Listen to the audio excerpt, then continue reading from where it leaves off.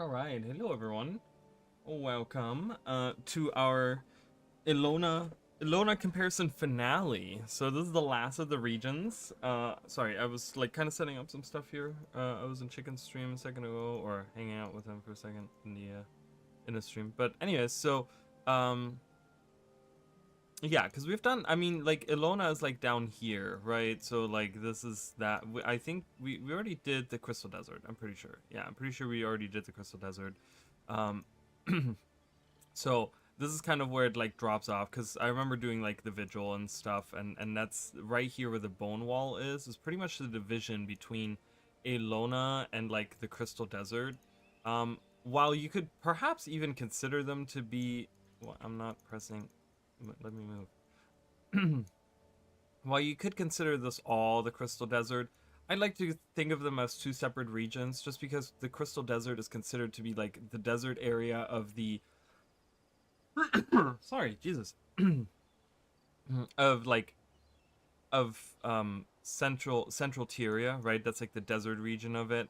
And in specifically in Guild Wars 1, it's very desolate. There's no actual like civilization out here. So it's just this like random desert that's out there.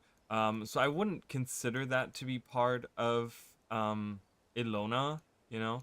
Um because Alona stuff is like populated. So I don't know. I guess that's where I draw the line, but in my mind. But it's also because of the first game, right? Because the first game has like that's where the division is. Like this is where Nightfall takes place, like down here, and then the core game is up there. So but anyway, so we've done Istan. We've done we couldn't do that because we can't actually go there in Guild Wars 1. As you guys can see, there's nothing there on that island, right?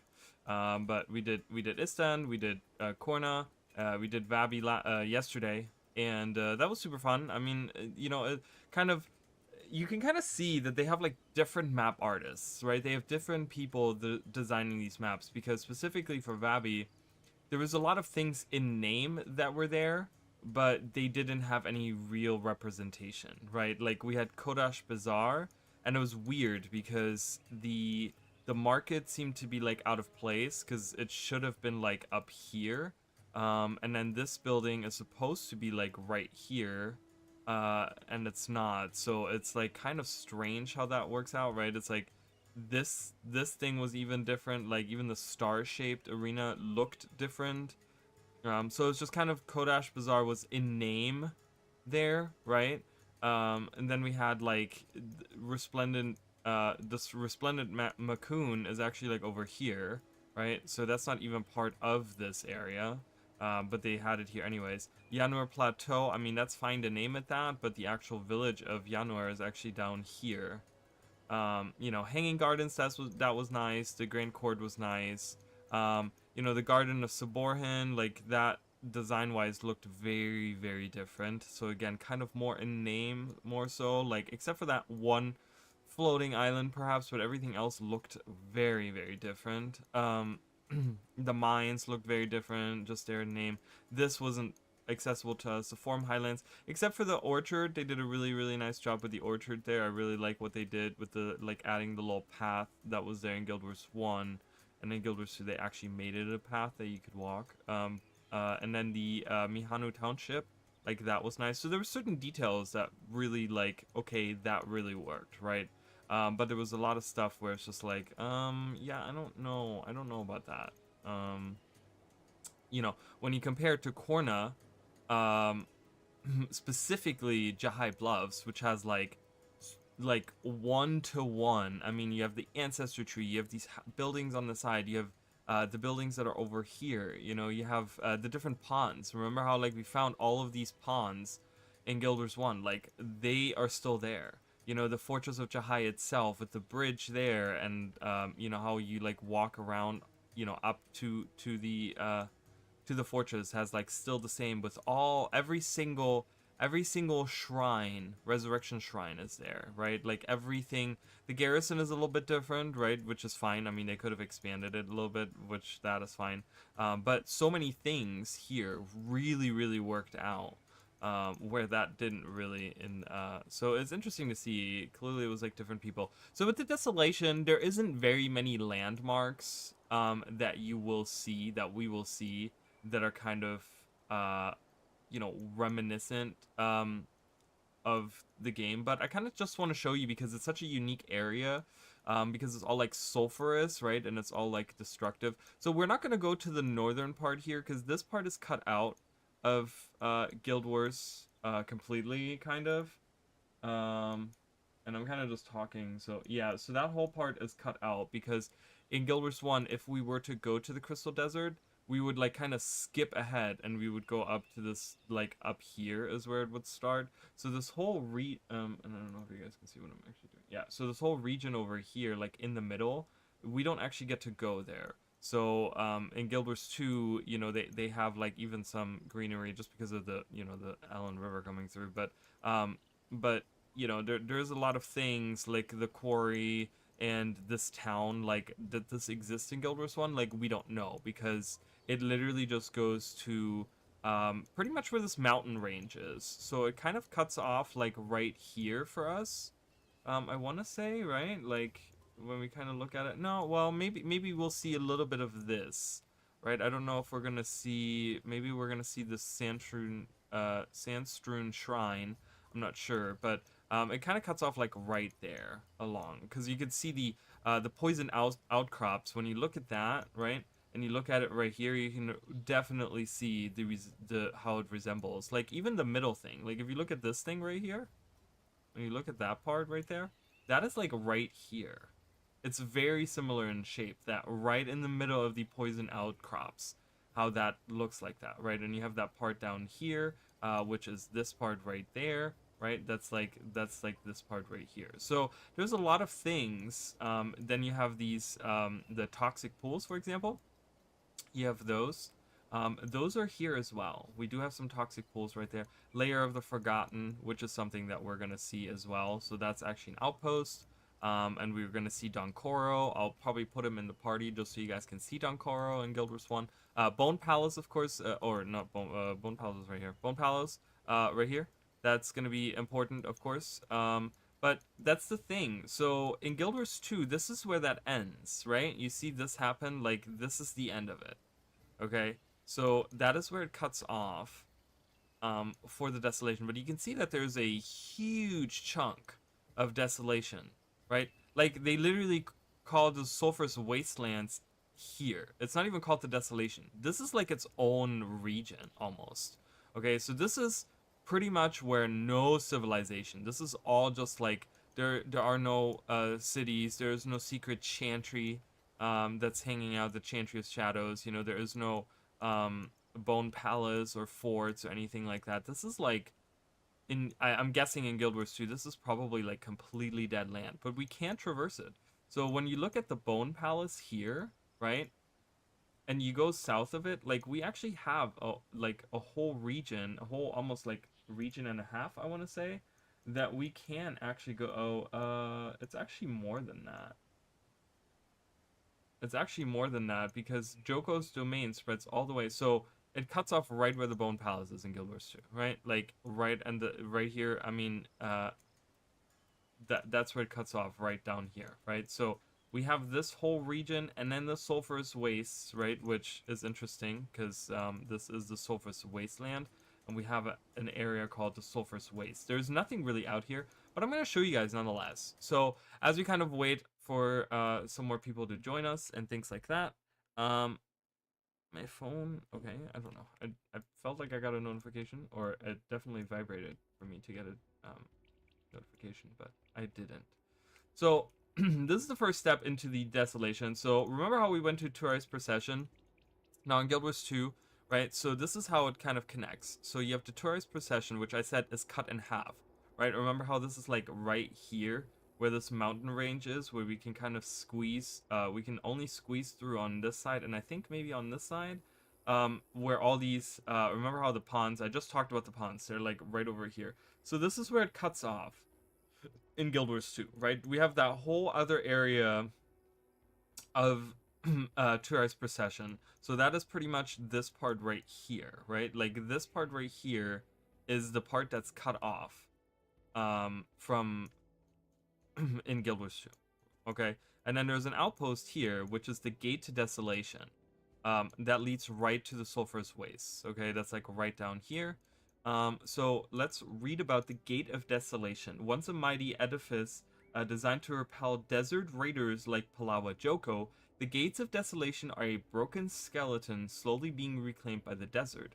A few determined traders hang on, although their customers are mostly centaurs from the plains. So this is interesting because, we did see this, the ancestor tree, right, which it does exist in Guild Wars 2. It's the last, I think they even say that it's the last ancestor tree that exists or something, in Guild Wars 2, but or at least for the region, because we haven't seen any tree like it. But in Guild Wars 1, it's green and it's big and it has a bunch of other trees around it or whatever, right?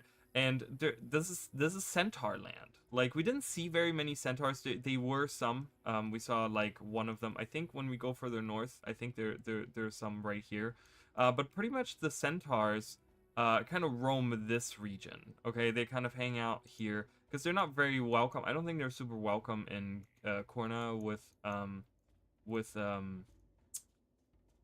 Varish Asa being there. So they kind of, I think they hang out like way out here on the far side. So they kind of trade with some of the people at the Gate of Desolation. Um, but yeah. So anyways, and yeah. So they kind of hang out here. So we're gonna look into not look into, but yeah, so we have spirits roaming, we have ascension pilgrims and wandering scribes and dynastic spirits and stuff. Spirits kind of roam free here, which is really cool because it kind of speaks, like, a lot of the desolation theme wise and stuff like that kind of speaks a lot to the Scourge, right, in Guild Wars 2, where the Scourge is like this this mage that uses sand a lot in a lot of their spells and stuff. And they have like sand shades, which is almost like imbuing like spiritual power into the sands and stuff like that. Um, it kind of speaks to a lot of that. But anyway, so we have these buildings out here. So this was at some point they built this, right, because they needed to kind of shield, um, because Palawa Joko is reigning from the Bone Palace, right? That was like his main seat of power. So when there was a war going on with Turai Asa, right? Remember, Turai's procession is like, um, that was kind of a big part of the battlefield or whatever, right? They built this to kind of defend against anyone that is coming into from the desolation into the regular world, or regular world, into the other parts, Korna specifically. Hi Jacob, welcome, welcome. How's my inventory? Probably crap. It kind of looks the same from last time, so I'm gonna do that. Zoo that a little bit, take care of some of this. That staff isn't too bad. I mean, that's 25 extra energy. It's a lot. Deposit some money. Yeah, sure, why not? Deposit some materials. Sure, why not? And sell everything else. Yeah, I'm gonna sell everything else. Oh, I have a yellow dye. Bloop. Other than that, we're good, right? I have a lockpick. But yeah, so and that's gonna be pretty much it for us. The things that we're gonna do today. We're just gonna go through. We're gonna hang out, finish this up, and then once that is finished, we will be doing probably. I'll probably start this Sunday. Maybe. But I guess I'm gonna keep a little bit of money on me. Having a little bit of money on you is always good. But yeah, so we're gonna finish this today, and then on Sunday we're gonna start with a Nightfall playthrough of a Paragon, and that's gonna be super fun. We're gonna have a grand old time doing that. So I'm gonna show you guys a little bit of the Desolation that's not available to us in Guild Wars 2, just a little bit. We're just gonna kind of go through. I'm not gonna go to the tomb. The tomb is interesting because right down here, actually, so there's it's called the dynastic tomb, which is actually the remains, this outpost here, there's a challenge mission here, which is it's this challenge mission is actually an iteration on Pac-Man, where you have to go around as a sandworm and you have to like you have to escape ghosts and you have to collect little, is it orbs or do you have to collect like something? You have to collect like something. And it's like an iteration of like a 3D Pac-Man kind of thing, right? Like the spirits come after you, like in Pac-Man, the little ghosts, right?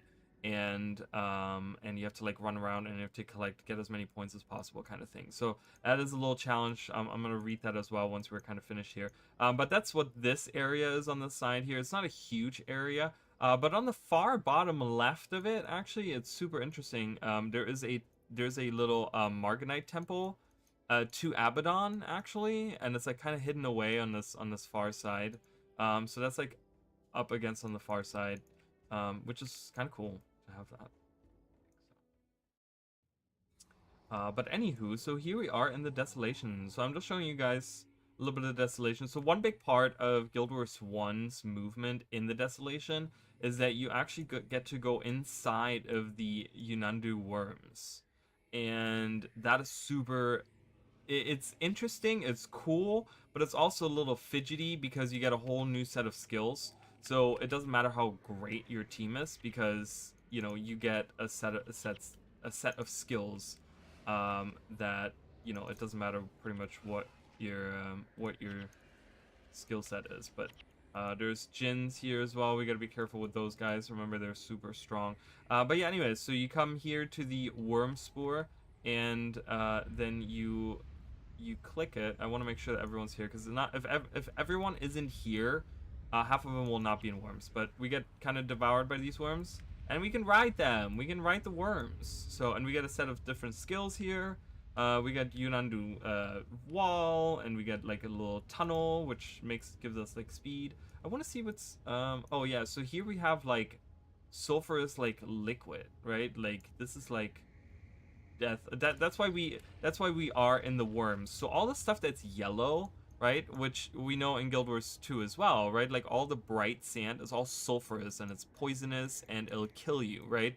So in Guild Wars 2, we can take our like, you know, we can take our skimmer and ride across there or whatever, right? We can like do that and be okay. But in Guild Wars 1, we actually have to ride these worms, the Yunandu worms, right? And we can actually, and we can go on like regular, the light, the beige colored we can go on.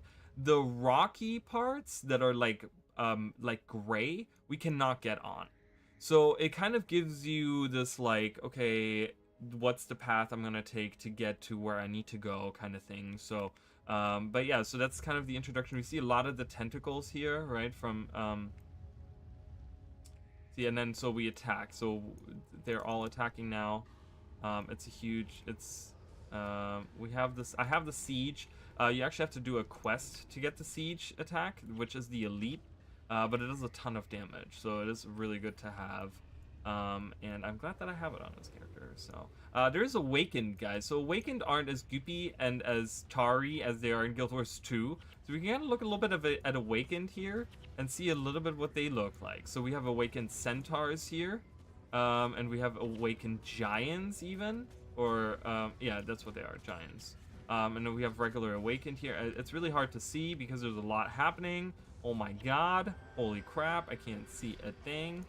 As you can see, we're all dying. So, resurrect all dead members. Okay, yeah, so we have a resurrection skill, but it's kind of fidgety and crappy to use. I hate it. Not a big fan.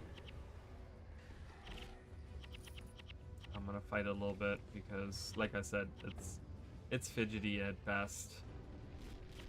Okay, there you go. Good job, everyone. And so these screams that we have heal you for however many worms are around you. So you guys saw that I got like what, 4,000 health, because that's how many worms are around me.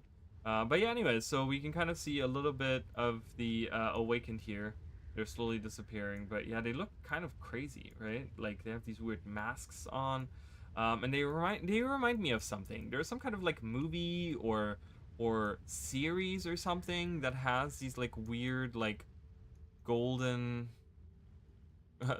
G-Roy Lenkins is the commander on the map here, doing whatever.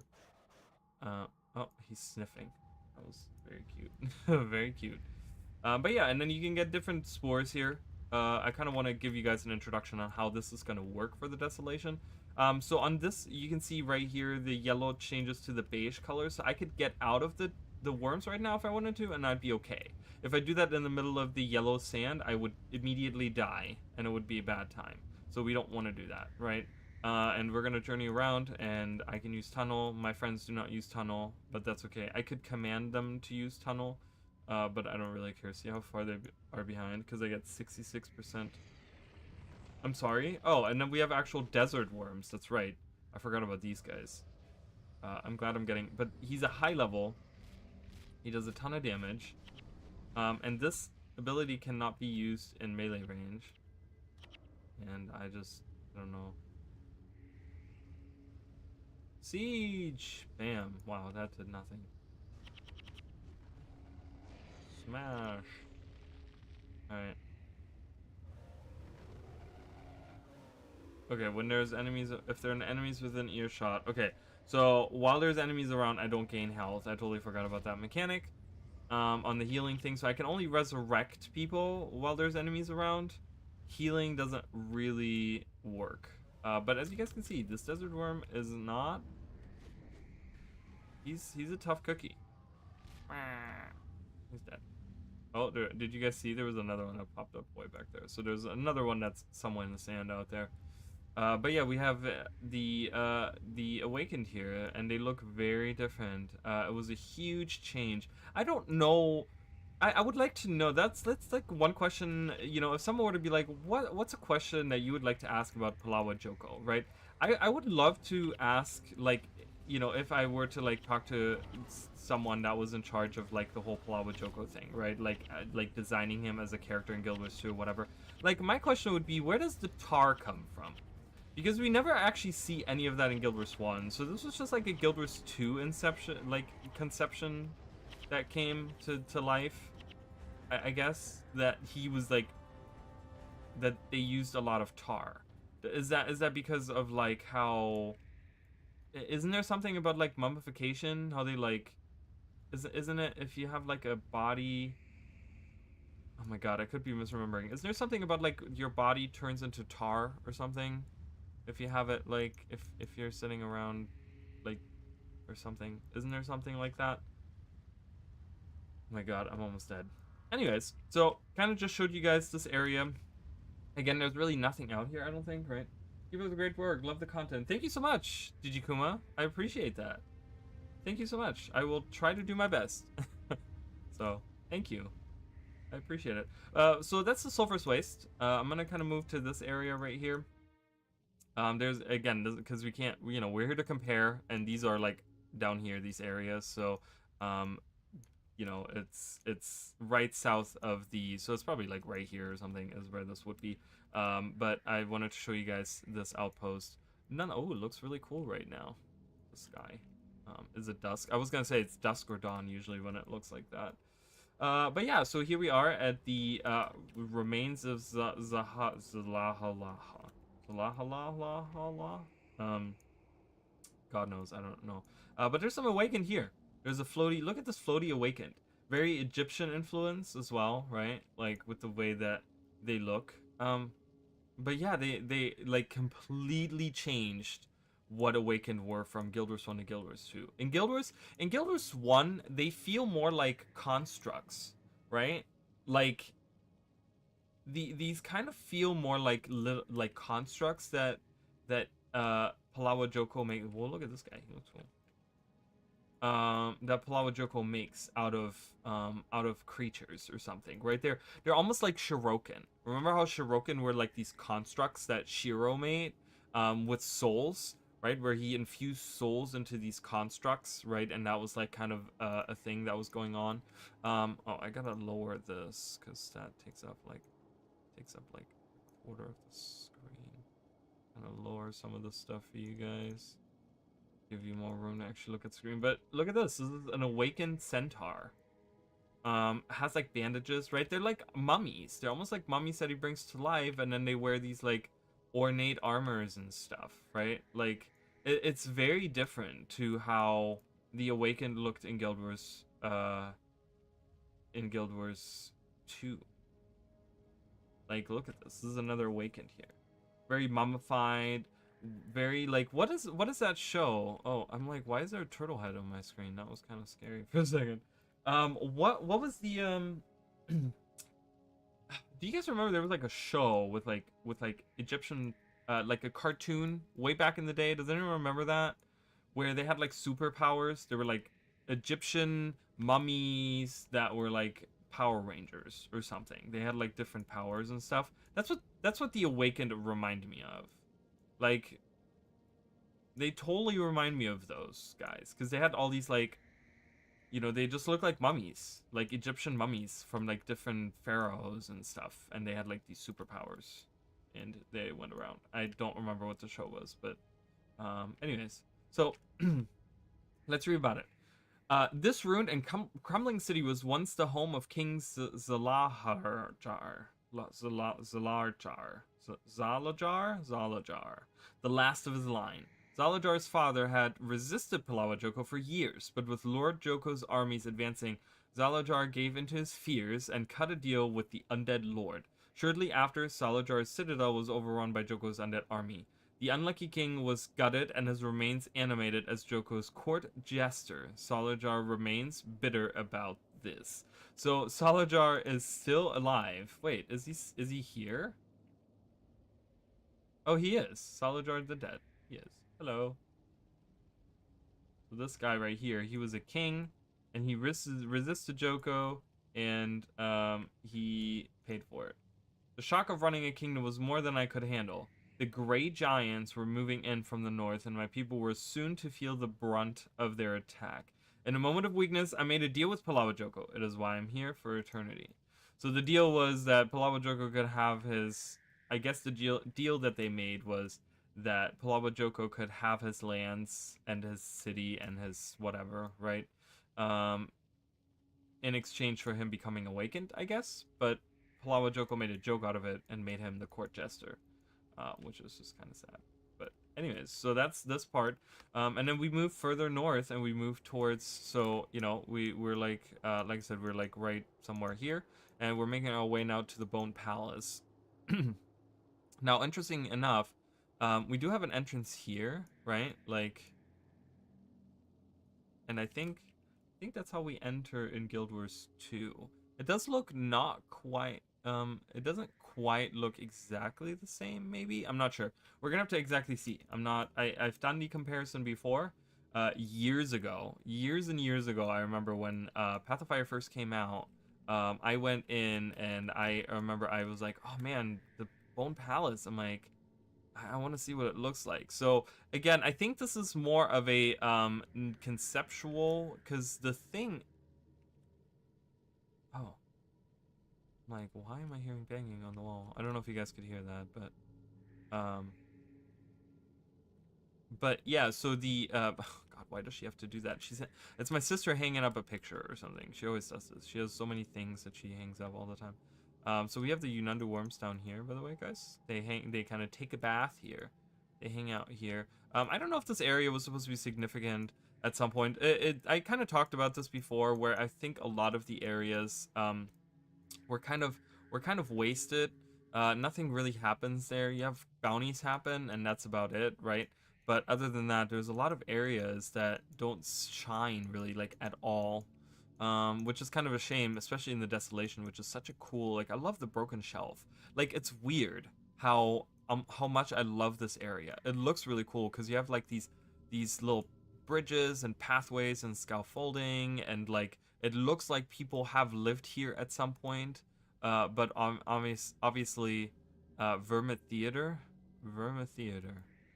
Yeah, I don't know. It's like obviously no, like there's stairs here and stuff, and I'm sure these are areas that we can actually see, right? Yeah, the alkali pan. Maybe there's an area that's kind of named after that. The ruination.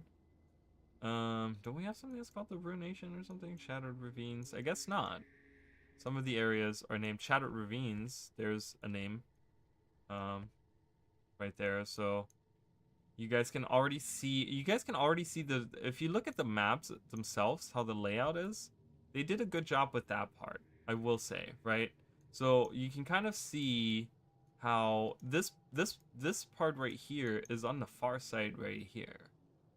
I think that's what that's supposed to represent. Layer of the Forgotten here. If you go directly south of it, right, you have this little guy right here, and you have this little protruding thing that comes out of the side, which you have here as well. That's like right there, you know. So you have that there, and then you have, if you look at the shape of this thing right here, that's right here, right? That's like right here. See how that's like right there? So they translated a lot of stuff. I mean, you can see this right north of that. You know, you can see this little thing right here. You can see that down like right down there. So they translated it pretty well. Um, in terms of like landscape, you know, we already did the poison outcrops, but anyways, let's kind of keep going. Hi, NM. Welcome. Welcome, everyone. I hope you guys are having a good Tuesday. It's weird how it's already Tuesday. I don't know.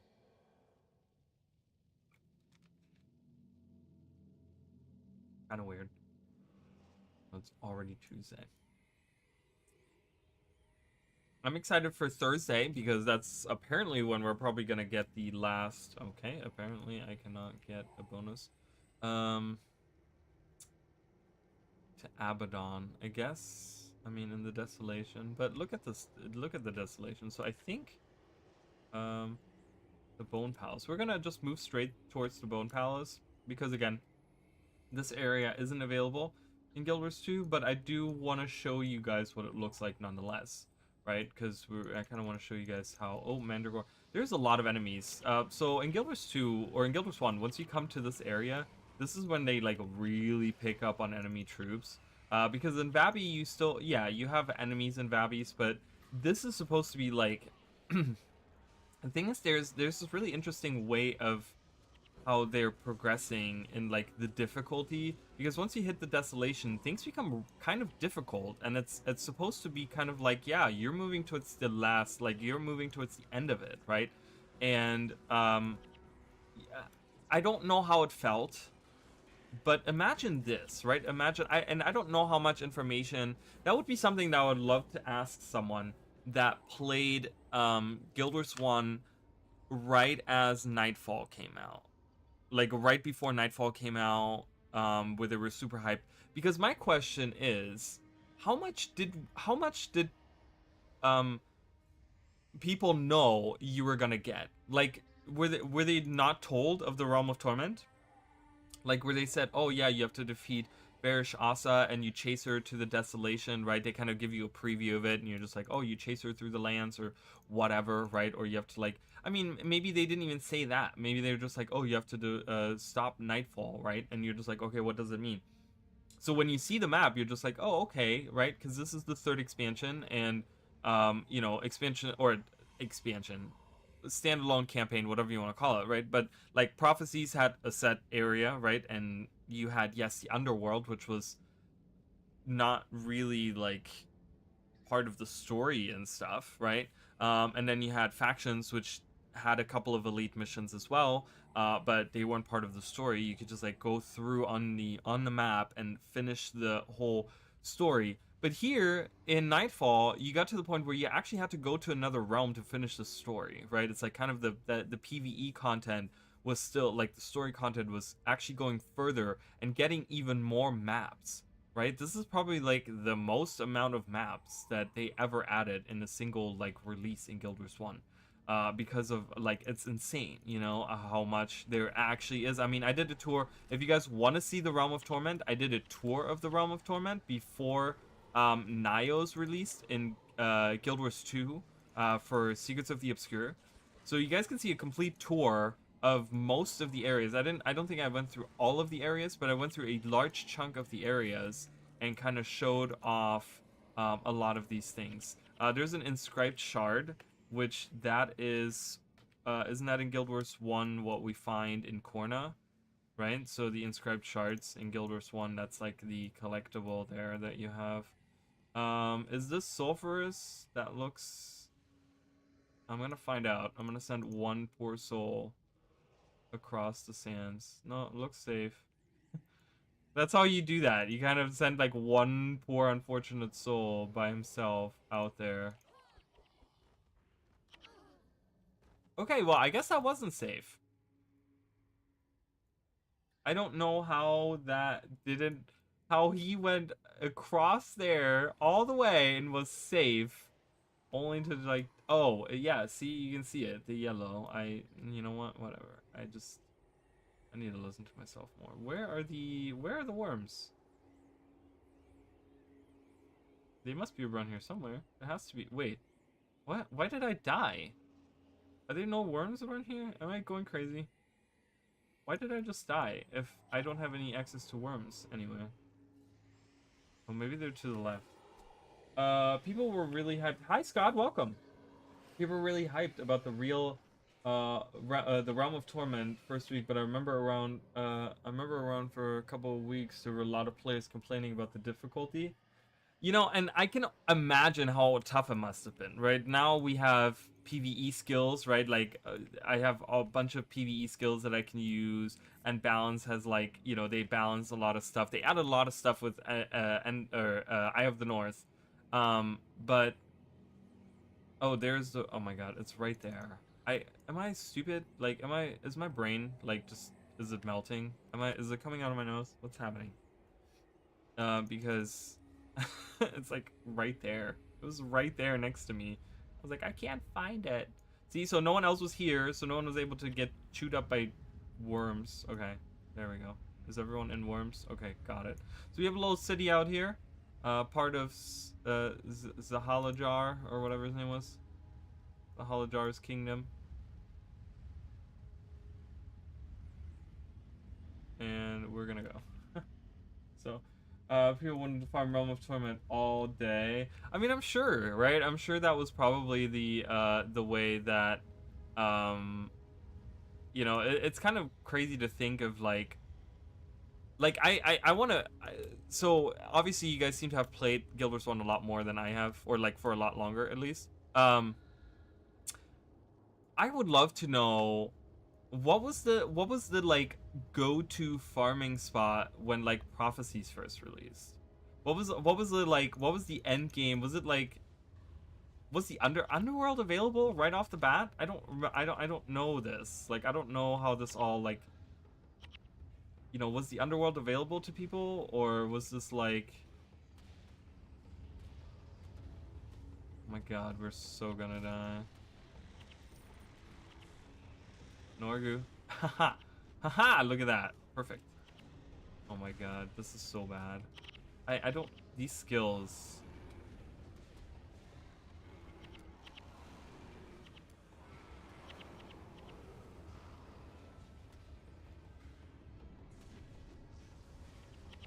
I'm dead. Someone revive me. Someone shout. Oh my god. Yeah, that's why I'm not a fan of Desolation. Because those worm skills suck bad. And now we have another group that just came in. Well, everyone just got revived.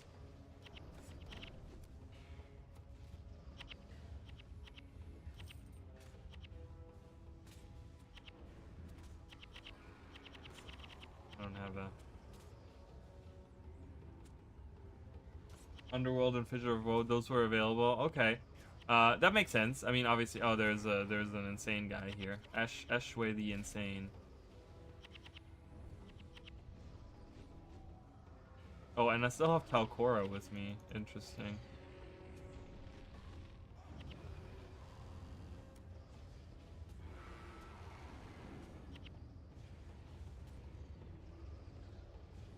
Oh boy.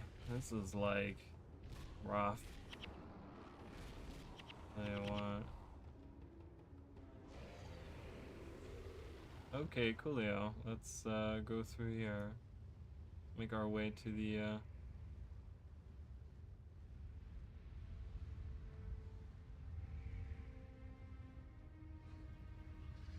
Brr, spit me out. So it's kind of cool to think about that, right? Like we kind of move on and we find new things to farm and we find new spots of areas that we you know, it's like, oh, okay, we're gonna do, you know, this is the new spot, right? Like this is the new spot. But what are you doing? This spirit is really like what you rushed towards that area there. Got it. But yeah, I don't know. It's just so interesting to think about those things. You know, nowadays, if you were to go into Guild Wars 1, right, like there's specific like uh things, Domain of Anguish, like people still run that, right, as like the main end game stuff, and probably the underworld and things like that. But it's interesting to think like when factions came out, how people probably ran those elite missions for a long time. Because I remember running those many a times with my guild originally in when I played Guild Wars 1, we ran that. But so you guys can see there's the Bone Palace. So we're approaching the Bone Palace. We're coming down from the south. So we pretty much would be coming through here. Again, it's kind of weird to think uh, how different this is, but there's some pools here. And we kind of come through there and approach. Again, I don't know exactly how this lines up. We're gonna have to see exactly if this aligns. We're gonna have to see how the structures are. Because I remember there was something like backwards or something, or like turned or twisted or something. Bam. Oh, ha, they're undead. So I do holy damage, which there's actually damage types in Guild Wars 1. So my Light of Deldrimor that I still have equipped, does extra damage to the Awakened. It does double damage, so it's 160 per enemy hit.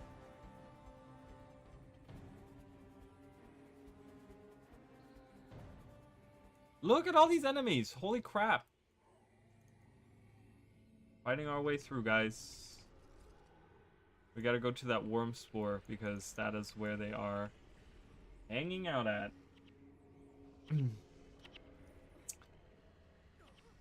But yeah, so you can already see like the silhouette of it, like how different it looks. So in Guild Wars 1, you can see it right here, right? They have bone symbolism, right? There's bones here, or we can actually look at that one more, right? This is clearly like a skull. There's bones here. There's bones sticking out of the top, but it's like filled in, right? It's not in Guild Wars 2. It's clearly just made out of bones, right? Like I guess these are supposed to be like bones as well. Um, you know, has like skulls on it. In Guild Wars 2, they like completely constructed the Bone Palace out of bone. So there's already like a difference in the way that it looks, right? Like you look at these structures and they do not look the same. But let's have a look to see if the at least the layout and stuff is like the same. Well, we'll have to see how that works. I'm not gonna, yeah, I'm gonna kill these guys first because this is just annoying. Getting interrupted by these stupid mesmers. How may I assist you?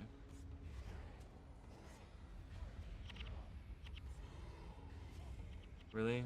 Right now is the time to send that message out? Weird. Weird bot. Okay, whatever. Got a Discord message from a bot on a server.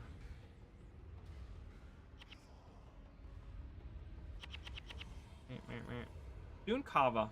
Get out of here. Oh, vow of silence, which does not let me use spells on it. Anywho, let's get eaten by some worms. Off we go to the palace. The palace is here. Oh god. Do they stop right there? I hope they just, yeah, go back. Go back. I'll deal with you guys. It's weird how like some Awakened I'm fighting, but then when I get to the Bone Palace, they're like, "Oh hey, buddy, what's going on?" It's like, what? What is even going on? So, It's weird how Palawajoko leaves a statue of that in there. I don't know, it's kind of strange, right? That palace, man. There it is. So when we look at the actual layout of it, it doesn't really line up, does it? Right? Like look at this, right? I mean, I can blow it up for you guys. That's as far as I can zoom in, right? So if we compare the two right next to each other, it does. It's strange, right? Like the layout is different. Like there's a door here. There's no door here. I don't think we can even go to these area, the gray areas right here. This is the actual outpost. Is right in the middle of it. But then there's a big gate on this side. There is a gate on this side, but it's up on a ledge that leads out of the area here. Um, yeah, it's kind of like turned because there's a main gate here, and then there's a side gate, like not into the main. Like this is the like main area. There's only one area into it, but to the outside court, right? This is where I am. So it's kind of weird how that doesn't quite align. Because am I in the same plaza that I was just in with the statue? I don't know. It doesn't even look at all the same. But yeah, I mean, you guys kind of see what the Bone Tower is. We're gonna kind of fly around. We're gonna look at just the different parts of it and explore some of those. Whee! Please, thank you. Trying to get as high as possible in game, not in real life. So, oops, I was trying to like make that.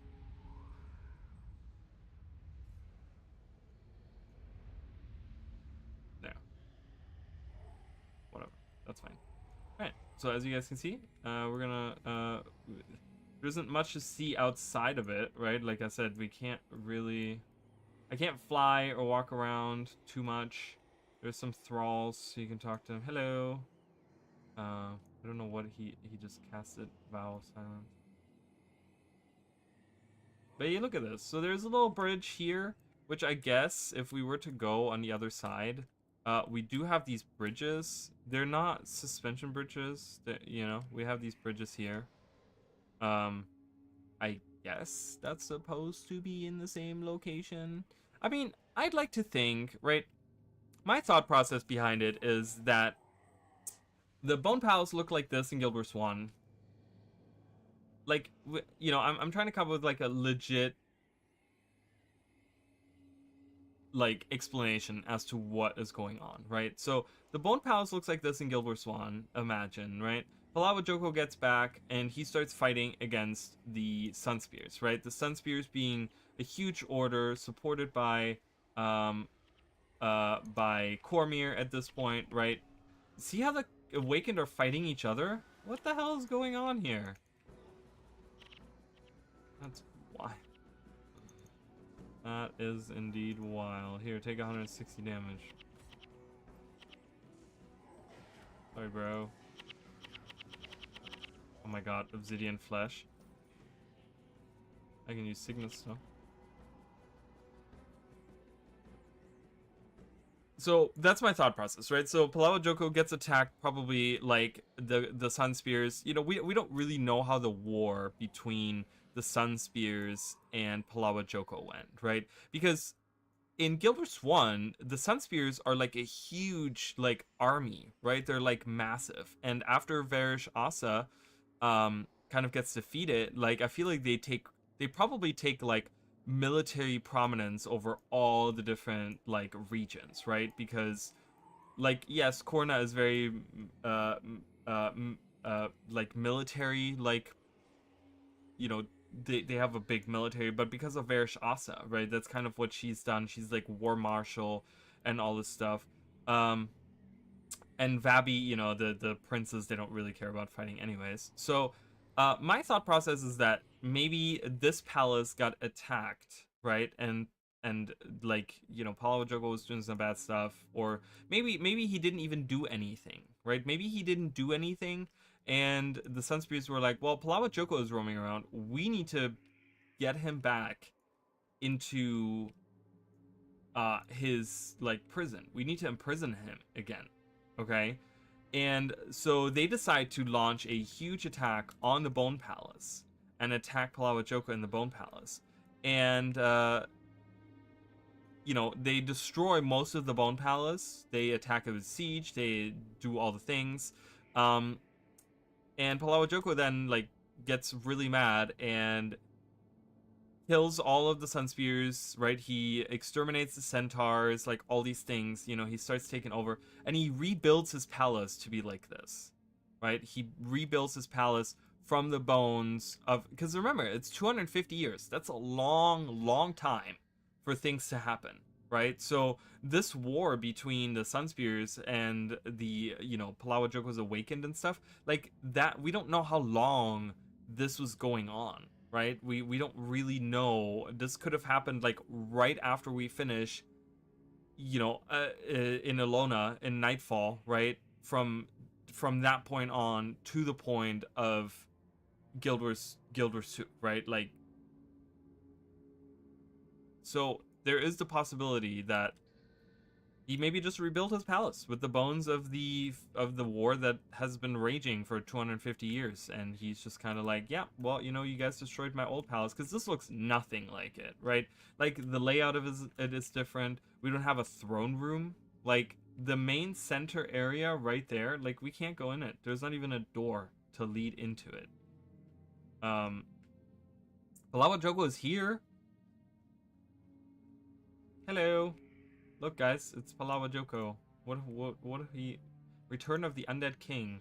The fleshlings return another moment too soon. My armies have disintegrated in my absence, and my former slaves have gone utterly insane while I was sealed away all those years.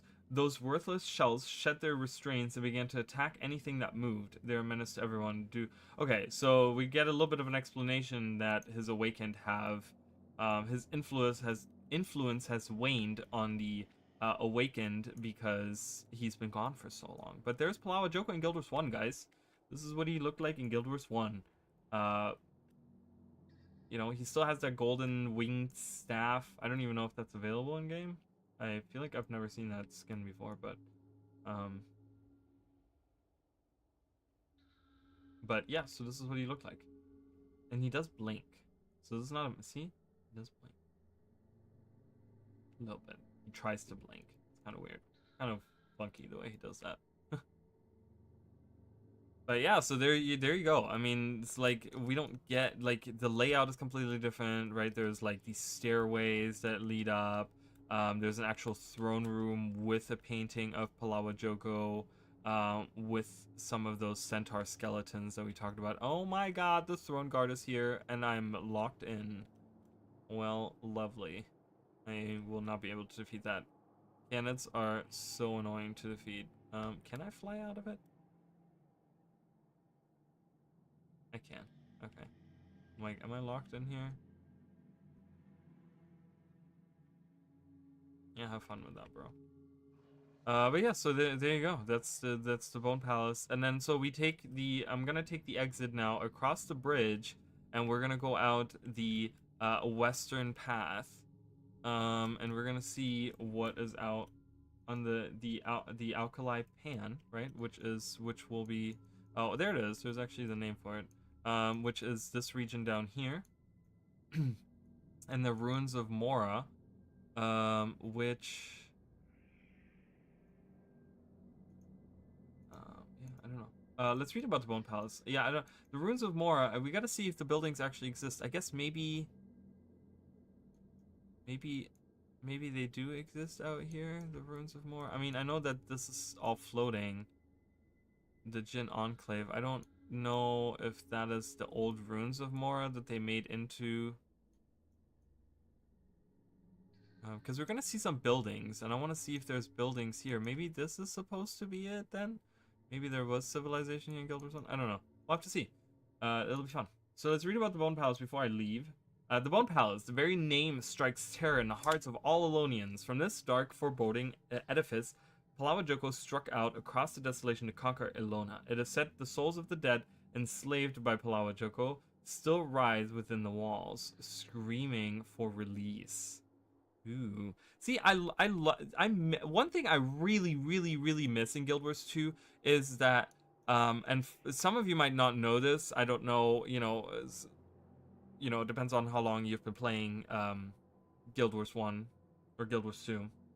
But in Guild Wars 1, originally, the or I'm sorry, in Guild Wars 2, originally, the loading screens when you went into a new map, you know how like each map has a loading screen? They used to have lore on them. And I used to love that. It has like a little bit, like it would tell you about the region.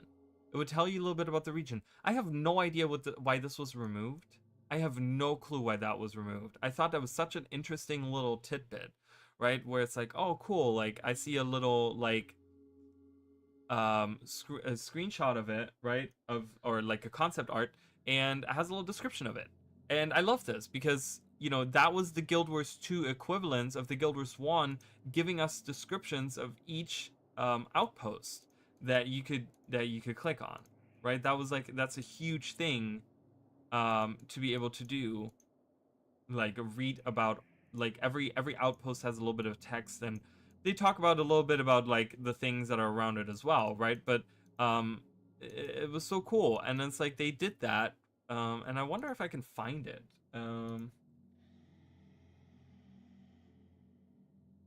Like I remember Sparkfly. Do you guys remember Sparkfly Fenn's original concept art that they used for the loading screen? So cool. It looks so cool. Let me see if I can find it. So this was the original one, which was super cool. I really love that. It's one of my favorite. It's one of not my favorite, but one of my favorite pieces. So you guys can see that there. But I wonder if there is.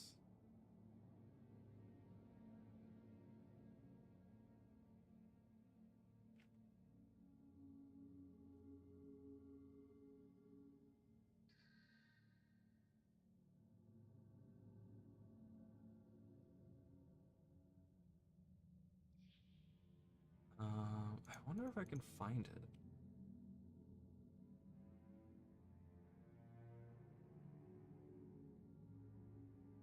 Uh,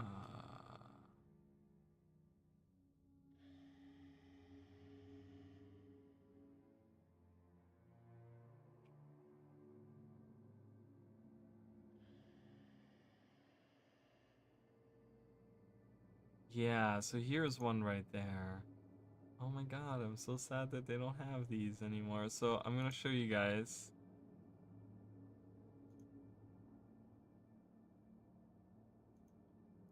So this is, and they used to actually have a, loading bars as well. They weren't just like random. So you guys can see that right there. So that is the old Kessex Hills loading screen, which actually says, at the southern border of embattled Kryta, the Kessex Hills are overrun with marauding centaurs. Wrecked human towns dot the countryside, and a heavily patrolled road from Lion's Arch connects with lands to the south. Right? Oh, so cool. Like, it's so cool because when you first play the game, you don't know anything about the regions, right? You don't know anything about the zones. So getting a little bit of like this is what you're walking into, it sets a mood, and it sets like an expectation kind of, and then you're kind of like, you see the things that they were talking about. It's so much better. It's so much better in my opinion, where it has like the descriptions on it. And this is the only one I can find, really? Oh my god. When were these removed? These were removed like during the beta weekends, maybe? Probably, I'm guessing. I don't understand. Like, that's the only one I can find? That's so sad that there's not more out there. I guess I should have done my due diligence and screenshotted a bunch of them. But, oh well. It is what it is. Alright, so anywho, let's continue. Let's go out this way. So we're going across the bridge, which we just did in Guild Wars 2 as well. and we are gonna go to the Alkali Pan. So we can go. We're down there. That's where the groups were fighting each other. So we're like on another level above. So again, it's kind of strange that there's no like true inside to the Bone Palace. Oh, we have an awakened Tengu here. Look at that. That's something you don't see very often. Looks more like a Char. Is that an awakened Char or a Tengu? I think that's a Char because he has a tail. Became commonplace. One state stone formation have been given life. They now walk. Yeah. So they're coming to life because of nightfall happening. So I think Bloodshot has an option to reintroduce those load nuggets in the loading screens. Really? Really? Is that true? Oh my god, that's so cool. I did not know that. Oh, hello. We have General Faround here. It's a surprise. Apparently I have a weird quest on me that I accepted. The Desolation. Right here, this. I guess. I don't know. I guess we're gonna journey there anyways, but yeah, so here we are in the Alkali Pan. Fighting. I'm gonna keep fighting outside of the outside of my whatever you call it. So the area, so you can kind of see there's a little tunnel here, or a little like path that you take between the different loading zones. So in Guild Wars 1, I think it's like the bridge is in the same location as like I said, ArenaNet has this thing with bridges. Whether they're like exactly the right um bridge like type or not, they're always in the same locations. So there's this ascension bridge is right here, which is like almost the exact same location. But then there's the gate right there that you go through, and then you come out. This is where you come out of. So that is the part like right where we are standing. That is where I am in Guild Wars 1 right now. It's like right down here, and I'm fighting the enemies awakened or patrolling. So I have to get on this ledge here. So right down there is where oh god, and I hate this like mist. See how there's like a layer of mist? Can't see shit. Oh, they don't come that far down? Good. But yeah, so this is exactly the area that I'm in right now. Kind of on the same plateau. And then, you can look down there and there would be the little Pac-Man game is down there. But that's the Desolation there. We see some structures as well. See like a big, so I guess that's that tower? Is that same tower? That might be in that same location. Right?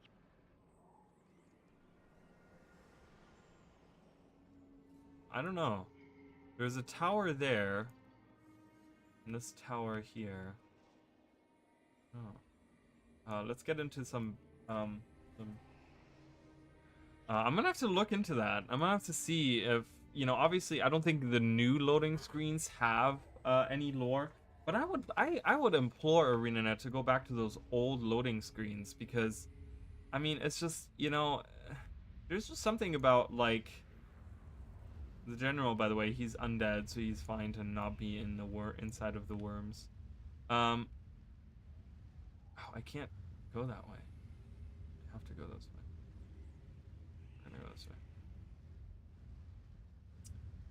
I don't know. It's like I said, it just kind of introduces some of the new players into the little bit of lore, right? Because the thing about it, for when Guild Wars 2 originally came out, most of the players that were playing at the time were Guild Wars 1 players, right? Because like we were playing Guild Wars 1, and then they're like Guild Wars 2's here, and we're like, all right, natural progression, you go to the next game. Whether or not they they retained those people. Like most of them, I think a big chunk of them didn't, because it was such a different game and they wanted to have an actual second Guild Wars. Guild like an actual Guild Wars 2. Guild Wars 2 isn't truly Guild Wars 2 in the sense of like mechanics and gameplay wise, and the way that a lot of the systems work and stuff. It's just pretty much in name and lore and world, and certain crossover things that you see, professions and all these things, right?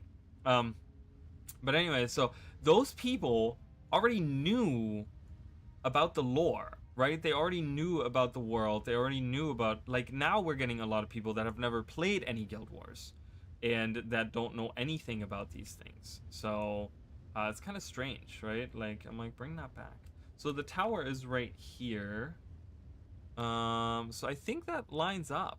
I mean, maybe ish.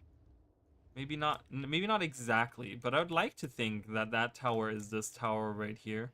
There's no other tower like it. Um, oh my god. Did you see that abomination? Like, what the frick just happened there? Run! I don't want to deal with them. What? Oh, there's traps on it? You know what? I did not know that. I had no clue that that was a thing. There's fiery traps. I keep getting knocked down. Please stop it. Please. I'm trying to show people things. Anyways, I'm not going, apparently I'm not going to the top of that tower, because those traps are mean. And they don't like me there. So, but I'd like to think that that is that same tower. I can't really... Okay, why is there a hill right here? It's not helping my... I can't zoom in all the... There we go. Perfect. Look at that. So, I think that's that same tower. I mean, again, you know, we just have, like, bony parts sticking out, and it's more like whatever. You know, it's not actually made out of bones, but... Again, Palawa Joko could have rebuilt it, or maybe it's that tower, right? Because it's a little bit more to the right. So it might be that tower right there. I don't know. It could be... It could be that tower. It could be this tower. The Desolation is my all-time favorite regions in Guild Wars. Old Kaneng and the Realm of Torment are also amazing. Really? What is my favorite region? What is my favorite, like, region in all of Guild Wars 1? All of Guild Wars 1.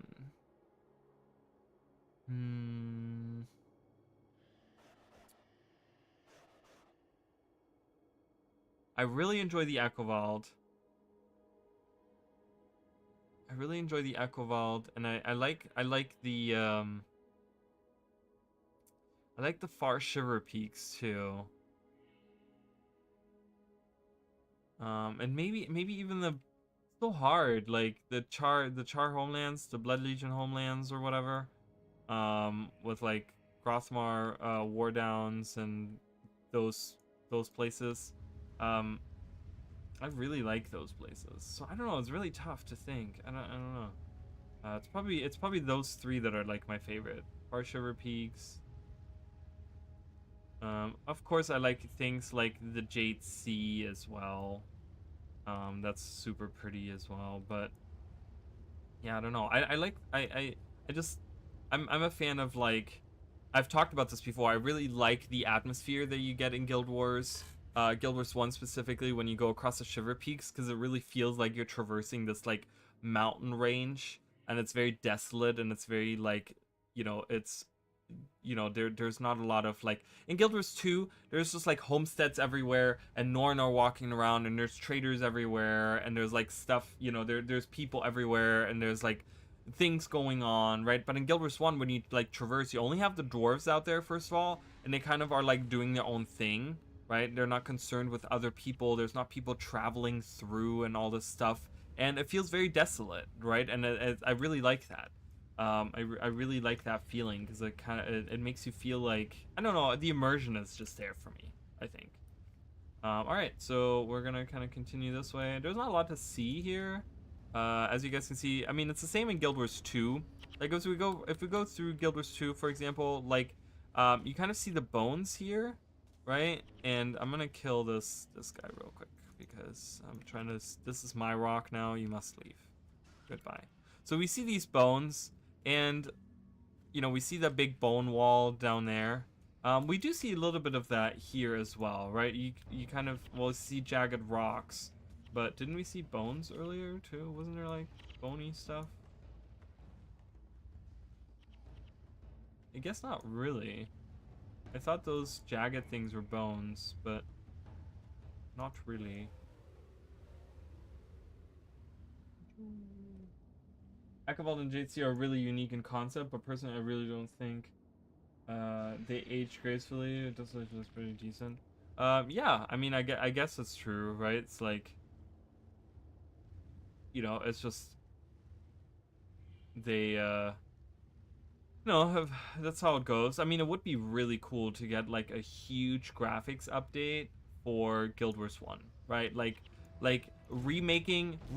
keeping Guild Wars 1 like function wise exactly the same, like have functionality wise have everything exactly the same, the team building, the skills, the way that all of this works, right? Have all of it stay the same, but just like remade in like Unreal Engine 5, right? And like how amazing all those maps could look.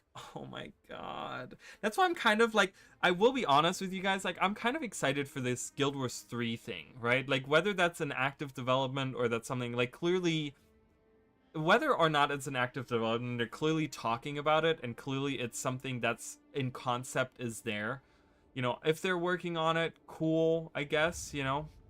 I mean, I've been a huge advocate for having a Guild Wars 3. I know a lot of people are like, no, I want my Guild Wars 2. And I get that too, but because they're talking about like, they have a, what, ArenaNet was hiring for a project, um, for a like Unreal Engine project or whatever, right? So it would be really cool to see like a Guild Wars 3 that is like, 250 years later. You can like really see the progression of like not just the graphics and the world, like, but the world, right, at the same time. Like if we had a Guild Wars 3 that was set like 250 years in the same world again, but it's like graphically even more improved. I don't know. There's something about that. This is like would be like really. I know a lot of people would be like, that's kind of stupid, but I would kind of love to see that. I don't know. I'm a big fan of having Guild Wars 3 finally come out. Like, I want Guild Wars 3 as the thing. I don't see any bones anywhere, unfortunately. I thought I would. Uh, we have a couple of structures over there. But again, this looks very, very different. Like as we were like walking around, I mean, where I am now here, right? Like I'm like right south of the mouth of Torment. So we kind of ventured through here. Looks very different. It is still the Desolation, and it is still all destroyed and gross and sulfurous and evil. So evil. I wonder if Veteran Quorum Echoing Gale. Hello. We didn't safe havens left. The air in there work to cleanse. Okay. I'm trying to figure out. I'm gonna go to. I'm gonna go to that location real quick. Just like what they did for Tomb Raider, I always wondered if Arena could just use the Guild Wars 2 textures and assets to reskin Guild Wars. Yeah, I mean, right? Like, if ArenaNet was a bigger company, or I don't know, I don't know. I mean, I don't know how big they are compared to other companies. I don't know what it takes to make. I always talk about how I don't know anything about game development and the the business part of any of that. I have no clue, right? But you know, it would be really cool if ArenaNet could work on Guild Wars 1. Like if they could do another expansion, that would be cool. Or if they could just go in and at least get a new engine for it or something, like a graphics engine or something. I don't know. Anything like that would be really cool. I think any work. So maybe this is what I'm looking at. I'm not. Why does this keep happening every time I scroll? Oh, it's because of that. You see that thing right in front of. Ready to throw up yet? Ugh. So maybe this is the same thing. So this is like a little gate that's leading north. That's leading northwest. So this could be the same location, right? Because I'm south of the Raptured Heart, which is right here. But I'm like directly south of it. In Guild Wars 2. So it would be like right down here. Is there something else further to the side here that could perhaps align with us? Because What was that? Did you guys see that? Oh, look. Analyze eyes here.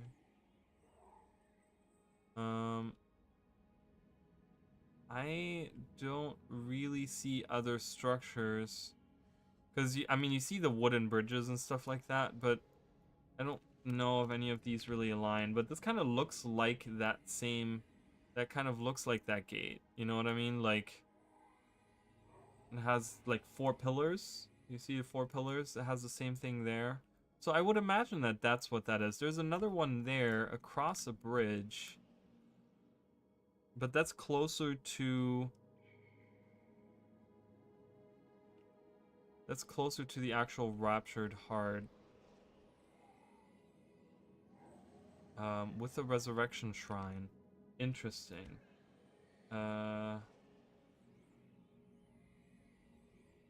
Crystal Overlook. I don't quite want to go there yet. I'm gonna go up there in a second, but I wanted to see... So this is a statue of Melandru.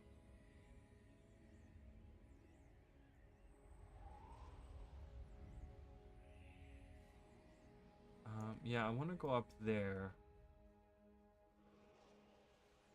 This is a statue of Melandru. What is this statue? This is one of the old resurrection shrines. This is Duena? That's Duena. I'm gonna be honest, I really dislike the Guild Wars 2 statues of the gods.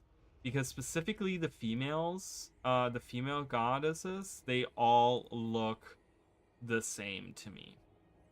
They're all like these beautiful women, right? In Guild Wars 1, they're so unique the way the statues look, right? Where like for Lissa, you have these vines that are like intertwined into this like skinny, you know, it looks very different. But in Guild Wars, when you look at the statues, in Guild Wars, in Guild Wars 2, they look very similar.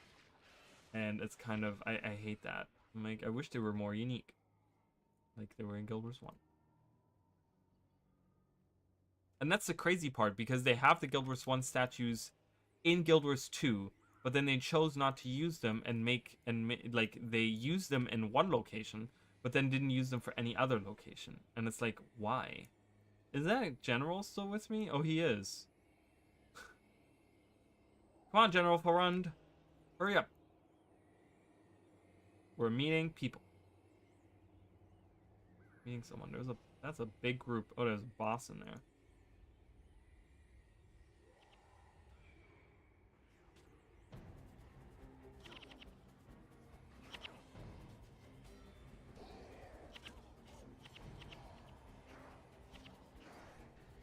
Yeah, Melkor was a bad sculptor. Well, I mean, I guess in lore, he also sculpted the Guild Wars 1 statues.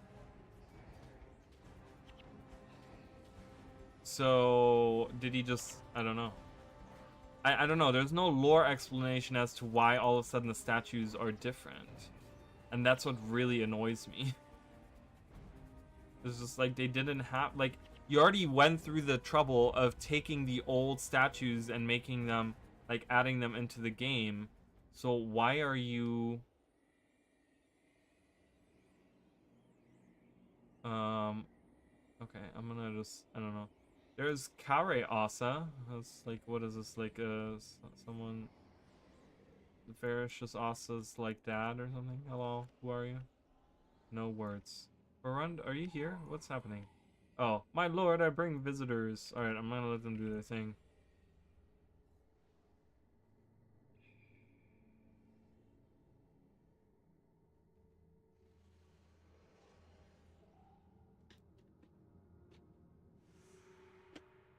Oh, War Marshal Kare Asa, who apparently is like some kind of descendant of Turai Asa, wants to fight us.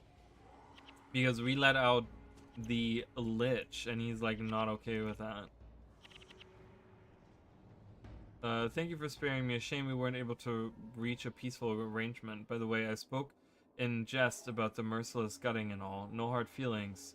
Now that Kare is defeated, there may turn troops on our side. Okay, interesting. This a little side quest, I guess I at some point picked up. I don't remember. So there is Ruins of Mora, and there's a thingy here. I'm just kind of exploring, seeing. So we have another one of these.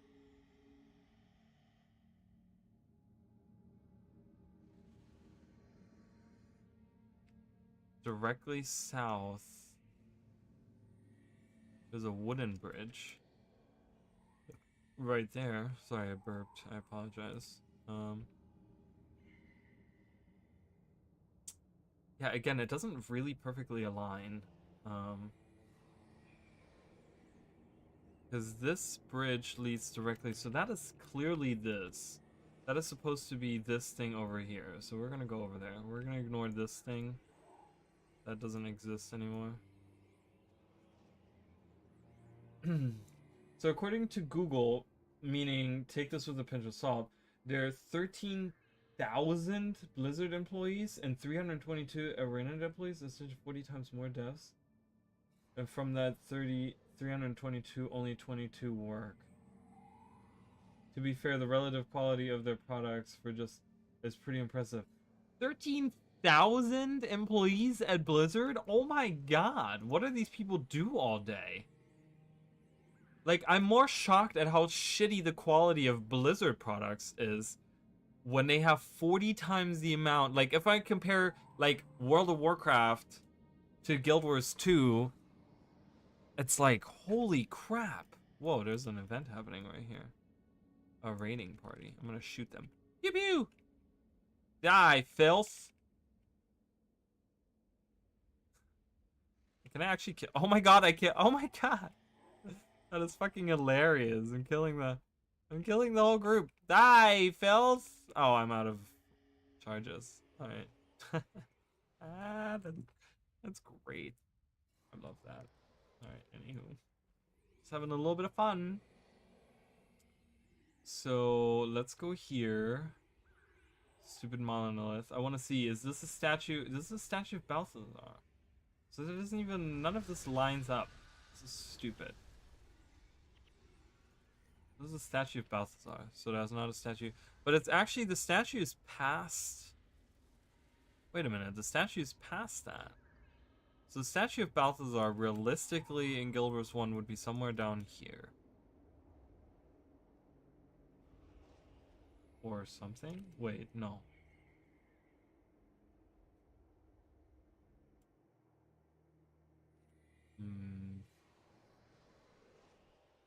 Maybe? Let me go around this way. I want to see if I can find some kind of ruins of any of the resurrection shrines.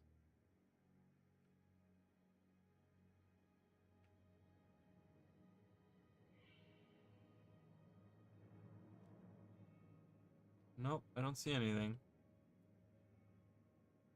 Okay, weird.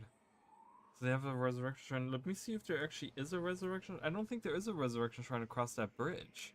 So we have this weird bridge here with a resurrection shrine that they put there that doesn't exist in Guild Wars 1. Why? That's weird. Seekers of the Obscure have left the chat. You know what? I'm still gonna say, like, okay, so clearly that is this, right? Yeah. So that bridge is clearly this, because we have that, whoa. We have that gate at the end of it, but is there a shrine? Is behind this, and I go, oh my god, what is happening?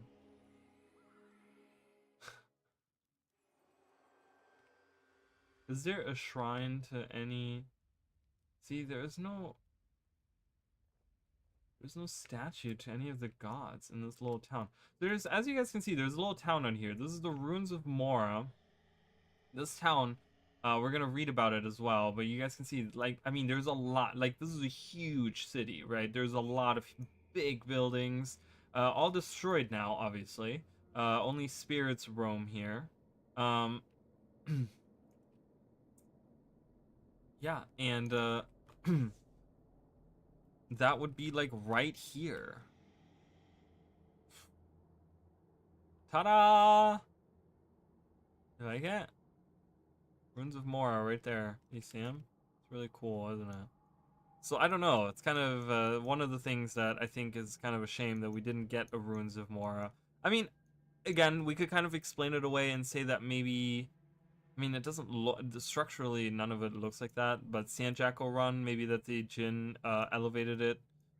You know, which is the city of Mora. They just like elevated it out of the sands or something. I don't know. It doesn't look anything like it though. Like these structures are completely different. So I don't know. But yeah, so there's a whole town that's missing. Just so you guys see that. So let's read about the ruins of Mora. The grandeur of this ancient Elonian city can still be seen amid its crumbling visage, echoes of a noble and grand purpose. Originally established to watch over the mouth of torment, Mora was ever a haunted place. It was abandoned 200 years after its founding, succumbing to the spread of the desert. Recent ruptures from the crater have further destroyed this once majestic city as the realm of torment seeps in through the cracks of reality. So, you know, Palawa Joko was defeated, and they placed this town to watch over the mouth of torment, right? Because they were like, "Oh, Abaddon, we don't want him to come back," right? So this was right after the desert or the sea turned into a desert, right? And Abaddon was defeated, and they built a town here to watch over where the mouth of torment was, or is, or whatever, right? Um, yeah, and they built this, and then eventually abandoned it because they were just like, heck, this guy's never gonna return. And then, lo and behold, God knows how many years later, uh, here he is, popping out of the ground. Square Enix has 11,000 employees, and it clearly shows. Blizzard, on the other hand, puzzles. Because in all honesty, the amount of content for that many does is not great. It's simple. Yeah, I mean, and I feel like the way that um so I think that the way that um World of Warcraft is structured, it probably is easier to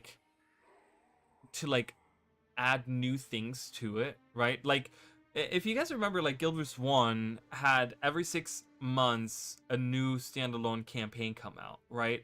And that probably has to do with, like, well, the engine obviously was newer, right? Like, now we're dealing with a modified Guild Wars, like, if we're talking about Guild Wars 2, we're dealing with a modified Guild Wars 1 engine and completely new employees that probably have no idea how to use the engine and all these things, right?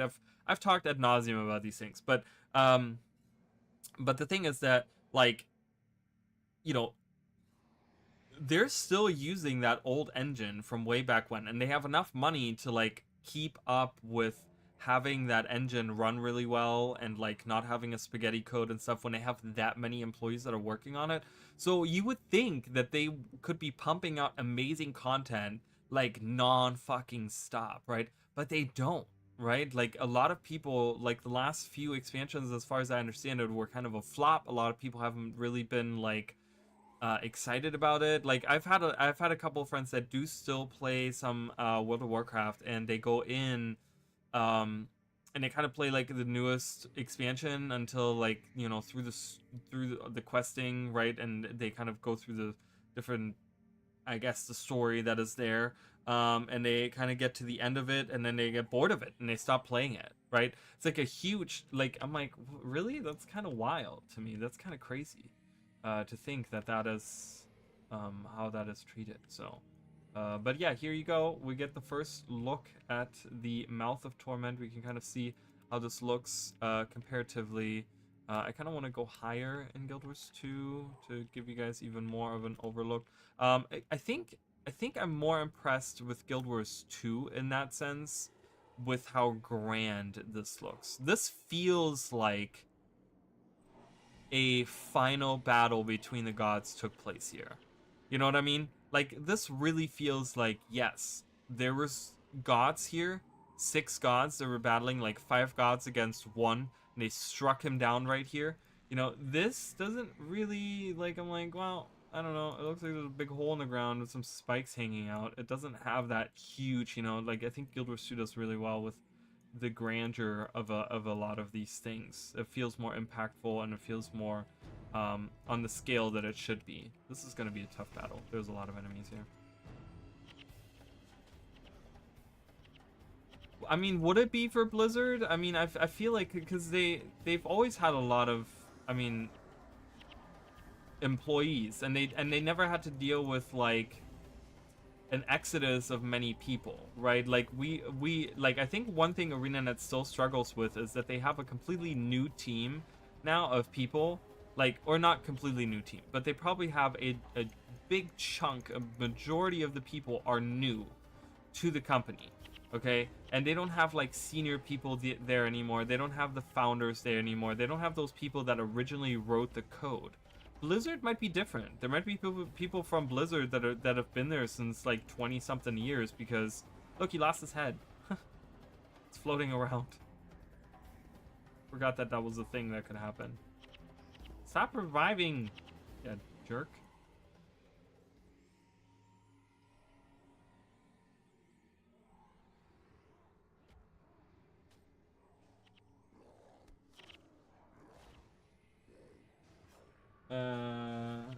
Say this engine is clearly archaic and we're due for an upgrade. I mean, I just think that like, here's the thing, right? When Guild Wars 2 was coming out, of course people were asking like, what engine are they using, right? Are they using something that everyone is using at this point? Is it something, blah blah blah, whatever, right? And developers are like, oh, it's running on a modified Guild Wars 1 engine at that point already. This is like pre 2012, right? This is like 2010 or whenever this info came out. I remember that people in the community that knew this kind of stuff already kind of were like hesitant on that. A lot of them were already like, wait, you're using a Guild Wars 1 engine, like an engine that's 5 years old, right? Like at this point people were already like questioning it. This is before Guild Wars 2 even came out. Now that we're sitting here 20 years later, right? Like almost 20 years later, you know? Well, it is 20 years. Yeah, I'm guessing it's probably 20 years later for the engine, right? Like now that we're sitting here 20 years later, it's bonkers that we're still running on this engine, right? Like this is insane, I think. I think with what they have accomplished, it's insane. Right? That's one of the huge things why we have a new ArenaNet, we have a new group of people at the helm, kind of like the old people have kind of left. A lot of the people that have been there for a long time are not part of the Guild Wars of ArenaNet, right? So my thing is that um, the thing is that I think it's time for Guild Wars 3. Just, and I know that people want their annual expansions and they want, all the things that they've worked on for so long to persist, and oh yeah, all these accomplishments and all these things that I have done, right? Like they worked so hard on it. Like I mean, I have too, right? I totally get that feeling or whatever. But the problem is that like I think it's really time that we like, we can't keep stretching this spaghetti code, this engine. Like, there's gonna come a point where it's like ArenaNet.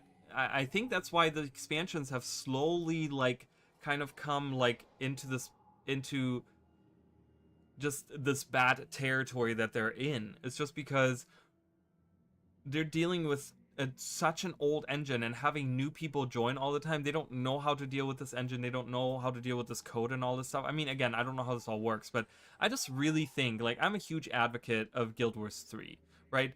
There's different ways. They had the Hall of Monuments from Guild Wars 1 to Guild Wars 2, which did give us some things in Guild Wars 2. They could do something like that on a bigger scale, I feel like, for Guild Wars 3.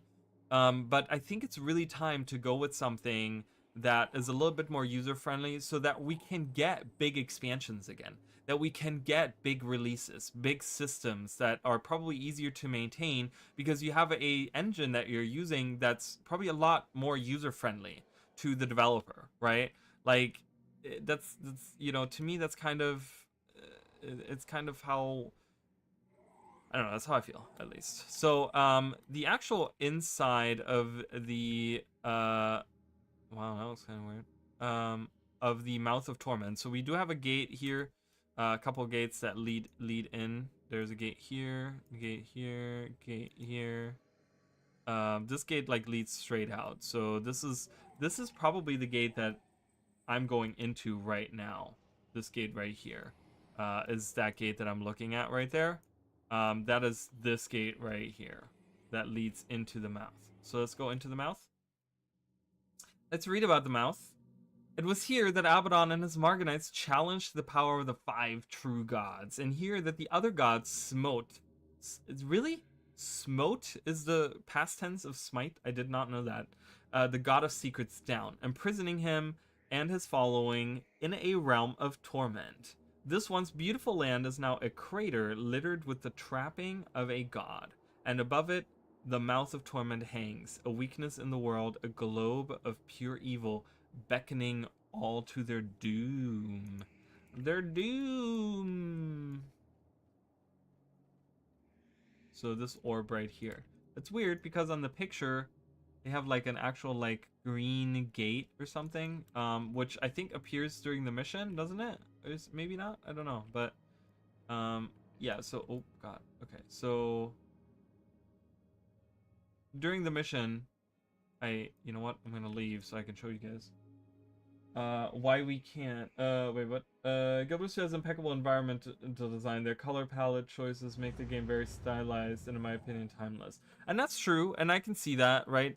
And the maps have, I think, one thing that has been persistently good for the most part. There's certain maps that I'm still kind of like about, but for the most part, the maps have been the one part that have been really good. But the maps are only such a small part of the game. There's so many other systems that you can't just like ride on that. You know what I mean? So while I do like it, and I do think that you're correct, the stylized and the color palettes and all these things, like that is really good. I just, it's unfortunate that that is the only real persistent thing that they've had. So as we look in here, so we see there's like a sword or something that's sticking out, and there is Abaddon's mask. These when you do and there's his hand. So when you do the mission, these actually like start moving around, and they actually go into that green orb, I want to say, during the mission, or something. I can actually do the mission. But we kind of have this green gate here with three pillars. So we don't see the sword, we don't see the hand, and we don't see the mask. But I have a feeling maybe these are in the same location. Hold on, let's see if they're in the same location. Wait, why can't I? Oh, I have to actually. Yeah, I know. I need to actually talk to an NPC. Nightfall. If they could add gliding and mounts with this engine and a water and path of fire, they can do anything with it. I was kind of angry they made this cosmic texture blue in Guild Wars 2. Month of Torment didn't check, and it's green like in Guild Wars 1. Hey, I'm doing well. Where are we at? Well, we're actually at the mouth of Torment right now. So I'm about to show off. So we're kind of looking at it from, we're kind of looking down from Guild Wars 2 down at the Mouth of Torment. But I'm actually going to show, I want to show the, Orlona! Morgan needs to be in the thing. Okay, Takora, time for you to go, and time for Morgan to enter. General Morgan.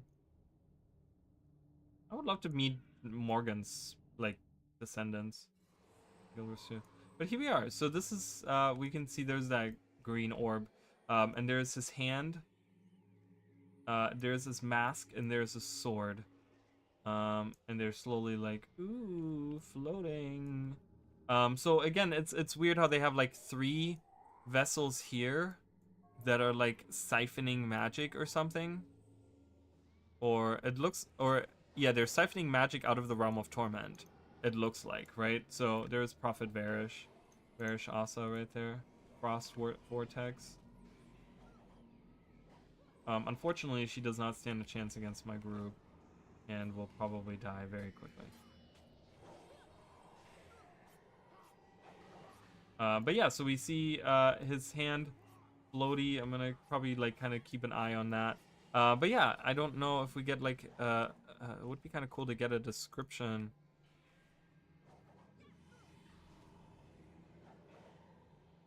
The Mouth of Torment is likely overflowing with unrelenting magical energy. So it looks like they have these energy spikes that they're like siphoning magic. I love that there's people here right now to help out. But it's interesting that they have three, right? They have three of these, which is exactly the amount of like Abaddon artifacts, I guess you could say, that we saw, right? As like the mask, the sword, and the hand, and then there's three spikes. I don't know if they're in the same location. So there's one here, there's one here, one here, one here. So if we look, there's one here. The sword was over there, so that's there. I mean, kind of in the same location. So Varys just came back. She's a commander now. And then the Mask of Abaddon is sitting right there.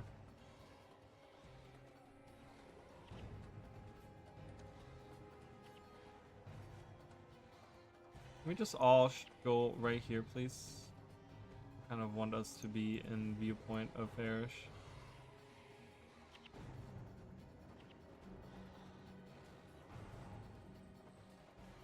They're not. They're not in Guild Wars 2, but I just, you know, there's three spikes that are siphoning magic out of the Realm of Torment, which would align with the three items that we have.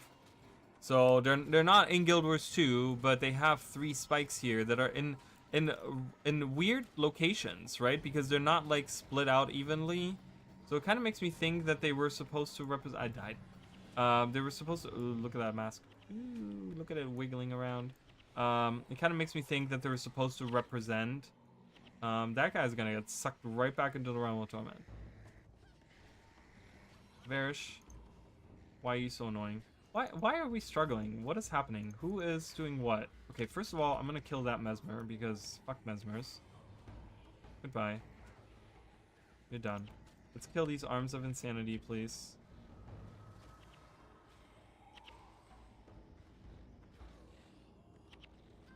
Why are we all dead? How are we dying?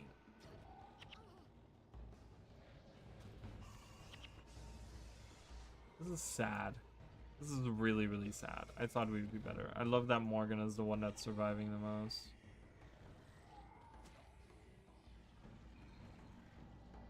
And I'm dead again. I just came back and I'm dead again. Shadow of Fear. Kill him.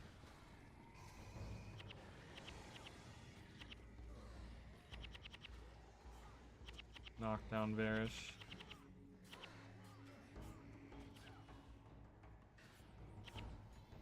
Hall of Sacrifice.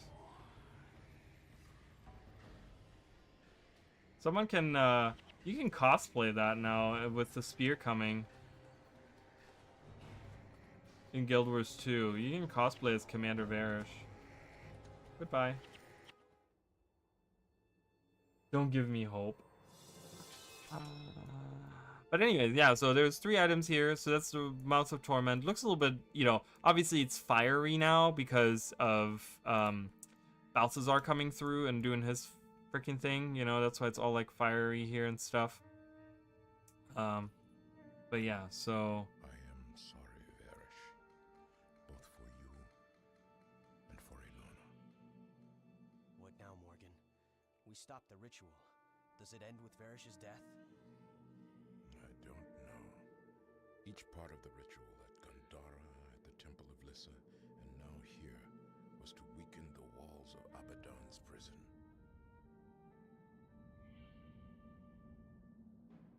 If the walls are weakened too much, could something breach them from the other side? From the realm of torment itself? I don't know.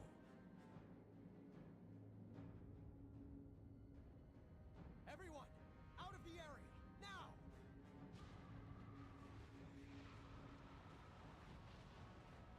Ew, look at that.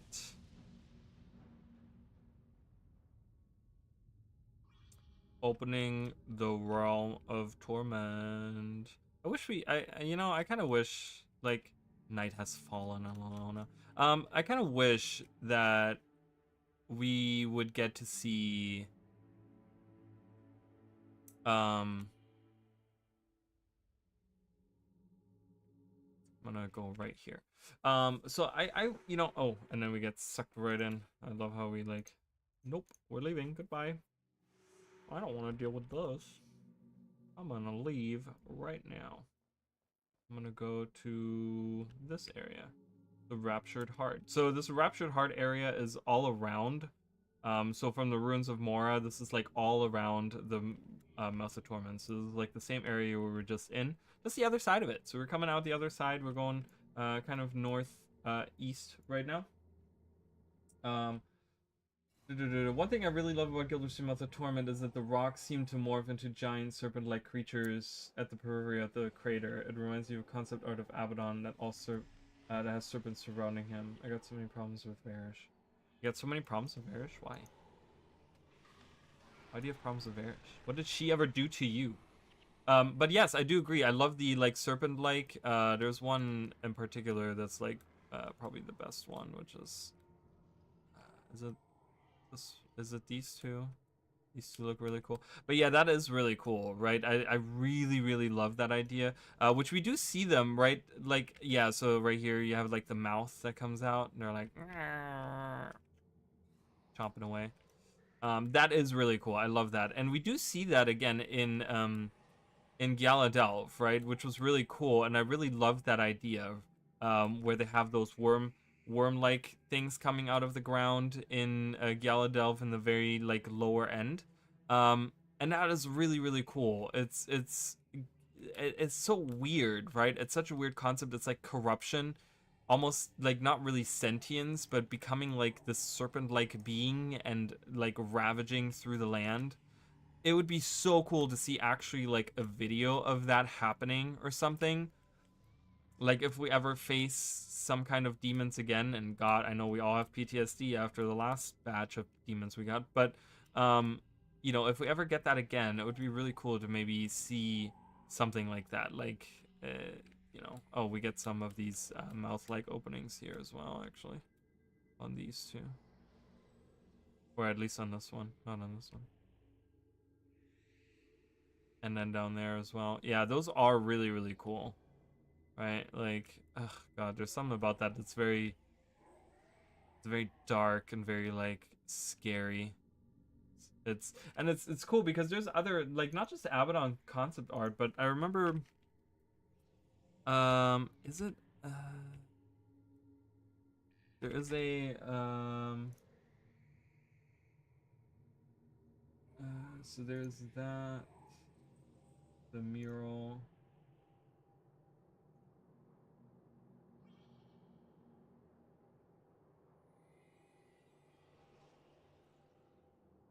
um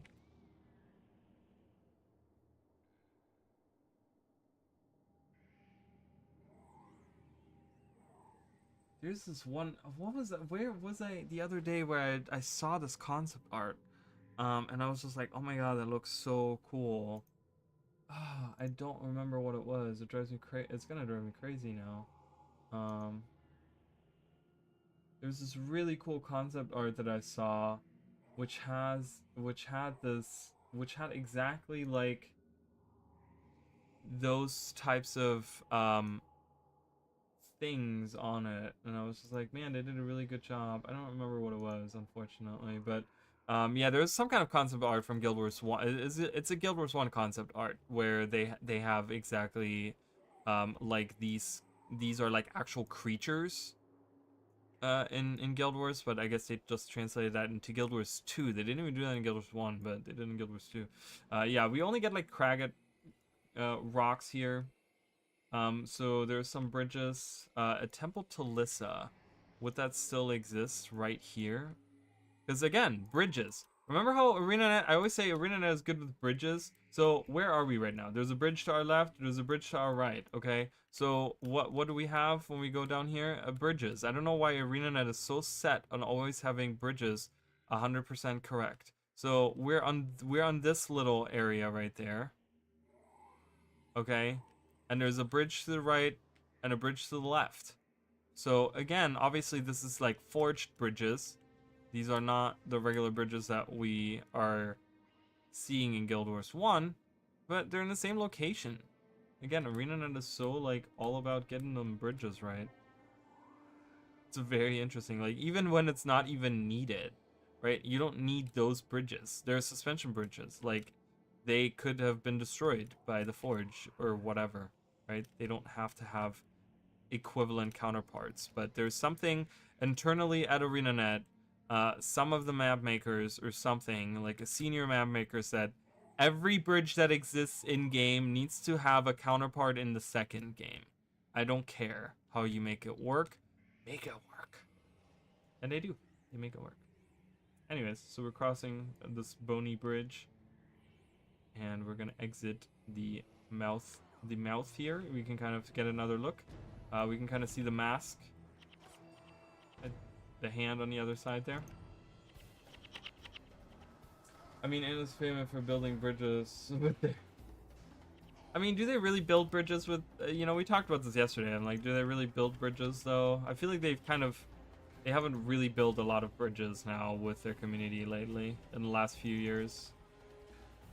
You know, I would like to see more AMAs and developer interaction in general with the community.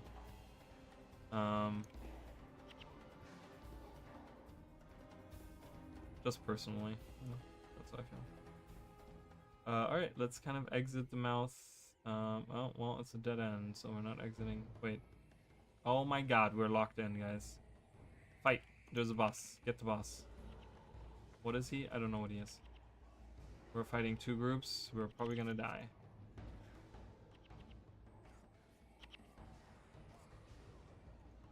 Fighting Awakened and Marganites. All together. Joy. We did. Fabulous. Kill that guy. Kill that guy. We did it. Good job, everyone. Good job. We survived. We have to exit. We must exit. I'm just trying to get out of this area into the Ruptured Heart. So there is a shrine on the far. Do you guys see that on the left side in Guild Wars 2? Is that in the same location? Did they do a good job with this? I think so. This looks like this would be the same location, right? So we came out of here or something, and we ran over to this. So the Resurrection Shrine, I think it's in the same location, I want to say, because there's right behind it is that, you know, we have that here. We can't go to this area here, to the Crystal Overlook.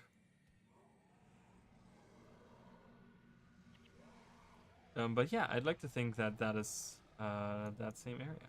So I'm gonna go loop around this way. Maybe see. Well, I don't think we can go any farther up here. But we can go to the poison outcrops. So I'm probably gonna go to the poison outcrops. We'll go through there. We'll loop around to the layer of the Forgotten and then into the Shattered Ravine. And then that's pretty much it, which is unfortunate, but that is pretty much it because it cuts off like right here or something for us. Yeah, I mean, it cuts off like right next to the Realm of Torment, so we don't actually get to go into the Crystal Overlook. Unfortunately. Yeah, so let's do that. Let's loop around. Let's try to find these worms first of all.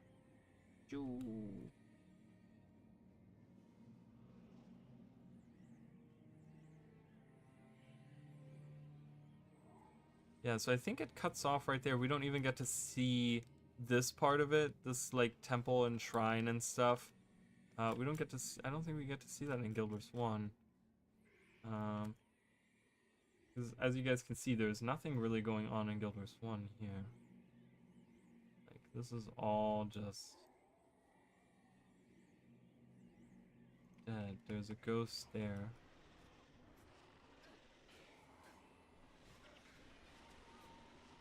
Do we have a rock formation that looks like that? That's right here. Yeah, we do. So we're right now in Guild Wars 1. So this actually lines up a little bit. I actually like that it lines up. So right now in Guild Wars 1, we're right down there. In this little corner, that's where the ghost is. So you can kind of you can see it again. I'll blow it up a little bit for you guys. Marganized. So cities peace have no respect for others. If you ask me, I wouldn't mind seeing a lot. Okay, nothing really of import there. So when you look right here, this has this little curvature there with this little mountain thingy there. That's right there. So that's probably like right here. I mean, that thing protruding outward. So that lines up. And then there's a shrine right there, which we do have that also in Guild Wars 2. We do have that shrine. So let's go to that shrine. And then we'll loop around. We'll see what's actually where the Chantry of Shadows is. We're gonna look what's there. I don't know what's there in Guild Wars 1. I have no clue. But yeah, so we go down this way, we go down this path. And that is where the Resurrection Shrine is, right down here. There's where Redeemer Kasan is, and that is indeed. Weirdly enough, they don't have a statue here in Guild Wars 2. I mean, I don't know if that's really weird. I guess someone took care of it, but they do have the pillars in the right. You know, there's 5 pillars. There's 5 pillars. So there's the Resurrection Shrine. We're right at that Resurrection Shrine. I wish I could like walk around more on the ground, but it's just very dangerous for me when I'm playing both games. It's just like I don't know what I'm doing. So I gotta find a worm. I can't go across there. I need to find a worm spore to get across there. Where do I find one? Do I find one like way down here somewhere? Or something? We're gonna have to look for one. Because I want to see what's around there. I mean, well, actually there's nothing there. It's kind of weird though. What is that area? Right, so that's what we're looking at there. So if we're going around this way, right, we see the sulfur here, and that's kind of where I'm looking into, right? I'm looking over there. We're kind of looking across that area there, over there. So that is that same area. So the entrance to the Chantry of Shadows is down there. I wonder if there's some worm spores around. Charin. The goose Charin. So let's see. Oh yeah, look at that. So we go across and there is a resurrection shrine. Balthazar. Oh god. Go fast. I must escape. And there is a resurrection shrine right there. To Balthazar. With some flags in front of it. Which, you know, obviously that's because that's forged flags and they're like, cool, there's a statue of Balthazar here. We love it. We're gonna idolize it. And hang out with it. Anything important to the south? I don't think so. But yeah, we just get this like open field. There's worms up there. There's some worms up there.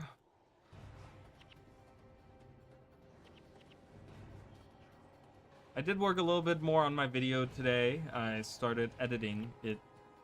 It's coming together, guys. I'm slowly mushing things together. I'm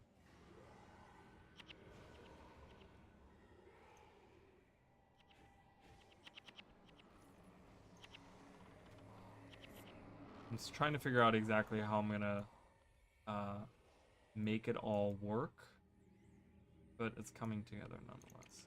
Okay, so the Shattered Ravines, like I said, I'm gonna go there last. That's gonna be the last part, because you have the Layer of the Forgotten and stuff, so that is gonna be interesting to see.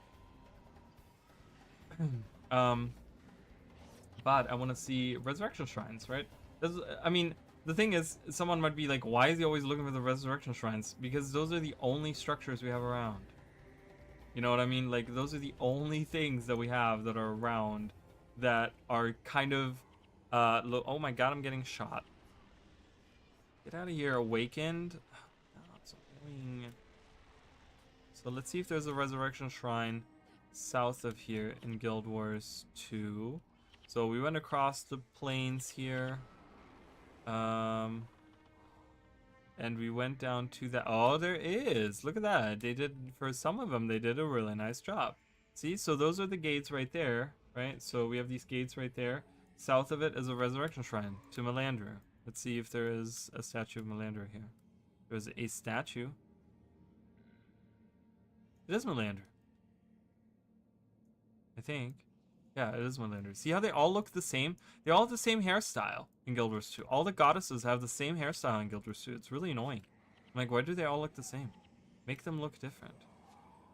Like, even Cormier all of a sudden has, like, long, luscious hair. It's like, she's never had that.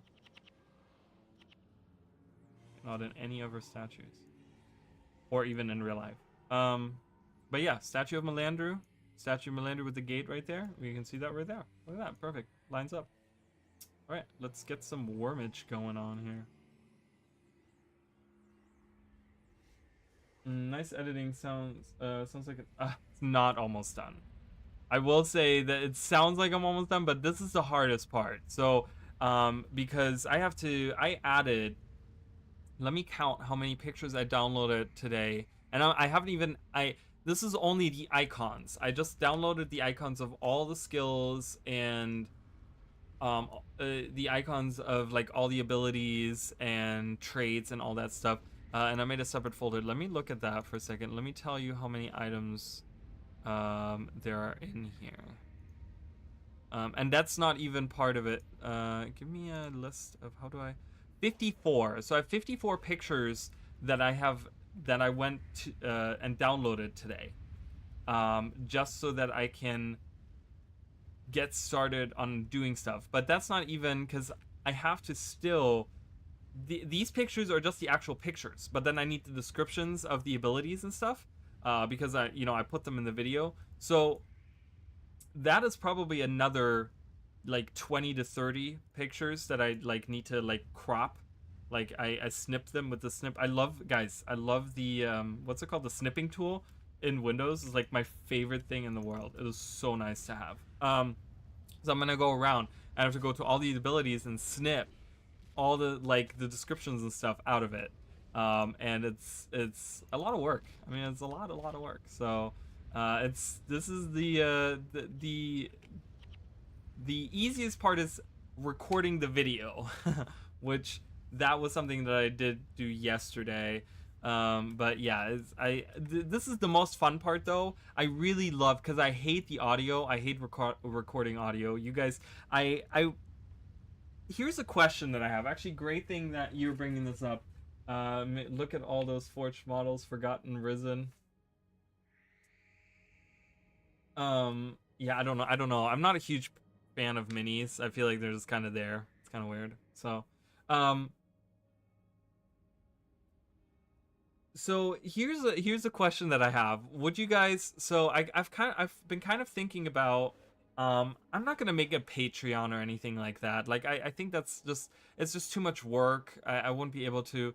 But I want to do something for the members that I have. Right. I like the members that we do have. I want to kind of, and I don't know if people would be interested in this. But just have it like just for members. Have some of my bloopers that I have for my recordings. I don't know if people would be interested in that. I literally got a really good laugh out of myself yesterday because there's some really stupid bloopers that when I'm like recording audio, sometimes I say things like, I'm reading the I'm reading the script that's right in front of me, and I'm just like talking about like blah blah blah whatever, and then all of a sudden I'm like blah blah blah, and I'm like, why did I say it like that? Why did this come out that way or whatever, right? And I get like a good laugh out of it. So I was thinking about like putting together like a compilation of bloopers of like where I like misspoke or something, and just putting that together as like a video for you guys and like posting that for like members only or something. I don't know. That's an idea that I have. Let me know what you guys think about that. I think it's hilarious. It cracks me up when I sit there and I'm like, I had to listen to that yesterday, and for no reason, I'm like, why am I making myself laugh? I'm listening to myself mess up on my audio recording, and it's funny. I don't know. I just find the dumbest shit funny, and I literally had such a good laugh. I was just like, I had to like re-listen to this one part. I forgot what it was. I was saying something. and I had to listen to it like 3 times, and I was just like, oh my god, this is hilarious. And I was like laughing. Oh, there's a buried treasure, and Shaheen is here. So let's go check that out. Oh my god, we have the desert worm. Attack! So I'd like to see them. Yeah, I don't know. I figured like maybe having that as like a members only thing. So if you guys want to see my bloopers from whatever, right? Oh, there's 2 desert worms. Wait, what are they attacking? Oh, I was like, why are they like turned that way? God, they have so much health. Level 28. My crap. I'm gonna slowly take it away.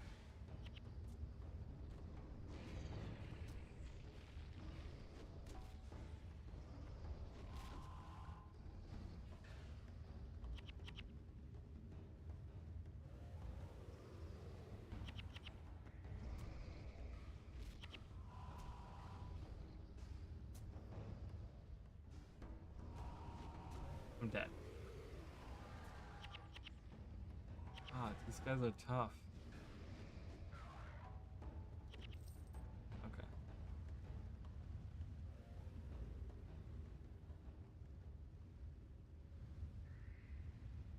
Jeez Louise. Alright, so we're now at the entrance. There's a buried treasure. I'm gonna collect that.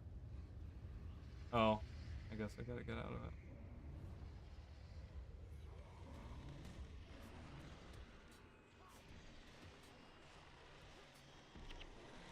The shambling mesos are attacking! Get them!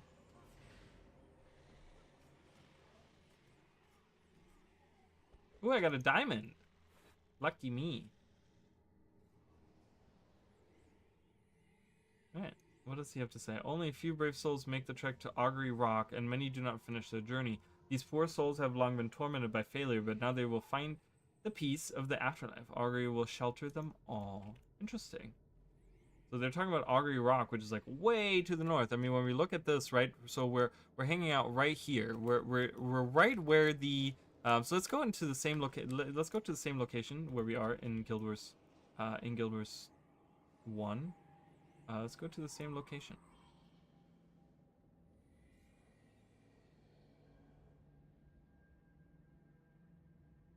Environment design. I mean, pretty much what we've seen, right? So I'm bad at describing those types of things. So the lowlands, I'm expecting to be these like we kind of saw them like riverlands with some cliffs that we can climb. Pretty much almost like maybe akin to like this part of the desert highlands, like kind of like this, like where you have like these rocky cliffs with some rivers running through, a little bit of greenish. We kind of have seen that, right? We've seen some geysers and stuff on the side of the mountain where like the water's coming down and stuff. We saw a little bit of like snowish. I think there was a little bit of snow that they were like hinting at, like, but it's not like snowy. So I'm kind of expecting this environment for a large chunk of the lowland area. Um, and then for Janthir is interesting because we've seen there's a lot of like wood. So there's a mix of sulfurous wastes, right? So we're actually in the perfect location, but we saw a little bit of the like sulfurous, like how this like the acid springs, for example. Like we saw kind of that part where the chalk was hanging out. So I'm expecting that to be like a little bit of an area. We talked about the Golden Lake. Like, is the Golden Lake a sulfur lake, for example? Like, it could be a sulfur lake. That's what gives it the golden color. Um, I'm expecting that a little bit. Then I'm expecting a little bit like a blend of like that with like the woodland, because we saw a lot of the like the woody part in the trailer where the trees have like this golden power that's kind of going up in it. So I'm kind of like expecting a mix of those. We saw some. I talked about Bloodstone, so I'm expecting a Bloodstony area like we have for the Bloodstone Fen, right? Like we did. I talked about it where like the sky looks kind of like that, so I'm expecting a part of that. So I'm expecting I'm expecting Janthier, which is called Sintry or something, is what they called the second map that we're getting, I guess, which is up here. Um, I'm guessing the first map is here and the second map is here. I mean, I don't know if that's how that's gonna be, but that's kind of what it feels like. Um, the second map to be, I've talked about this like almost like a theme park map, probably like VR marches, like specifically the first part, right? I talk about this all the time, where it's like you have certain locations. My prime example always of this is Bitterfrost Frontier, so let's actually do that, right? But where you have like one part is the forest area, one part is the like here's the Swanir hanging out, then you have one part is the bad ice, one is a cave, you have another cave down here, and then you have the springs here, right? So and then the lake in the middle, right, dividing all of it. So theme park maps, I absolutely hate theme park maps. I'm not a fan of them, but um, because I feel like they don't feel very natural. But it kind of feels like that. I mean, they could make it feel more natural. Like BR Marches, the first part wasn't super bad. They kind of didn't make it feel like a theme park map, but in a sense it still is, because you have a cave here, you have a forest here, you have the legacy here, you have the open fields with the camps over here, some of the ruins here, and then you have like the pass that kind of leads to all the different areas, right? Like that, that's kind of the first part of Biora is how that feels. But I'm kind of expecting something like Bitterfrost Frontier, where we have an area that's maybe still wooded, with the ruins, like ruins of like the White Mantle and stuff, with the wooded area where it's like, it's kind of, we see the statues of the White Mantle and there's like trees and stuff regular, and then we kind of venture a little bit further and we go to like the area where the wooded area is now kind of like taken over. It becomes more craggy and rocky, but the trees are kind of have that weird infusion of that power going in, right? We see the weird, like the veiny golden purplish that's kind of going in there, right? So I'm kind of expecting that to be the next part. You kind of venture further into the island. I'm using this as an example. Obviously, this might not be exactly how it flows, but I'm just trying to give you guys a little bit of a visual. So you move into that, and then you go to like the next area, which maybe is like it's super craggy, and this is where we get like the sulfur, the little bit of the sulfur or whatever those were, like hot springs, sulfur. They look very yellowish to just be hot springs. So I'm expecting them to maybe just not be super friendly to walk in or something. I don't know, but where that chalk was hanging out, so that's probably like the next area. And then maybe there's like a final, and then maybe have like an area off to the side, from all of those where like the Bloodstone area is or something. So I have a feeling the second map is going to be theme parky, and the first one is going to be more like it's going to feel like a more natural, like, I think the first map is going to be very much like this area, which this area is really cool. Again, a big shame that we didn't get to see any of this stuff in the actual story, because these environments are really amazing. Like, I love the little lake out here and stuff. Like, it's super cool. There's a lot of like these ruins up here, the altar right here that you can kind of jump up.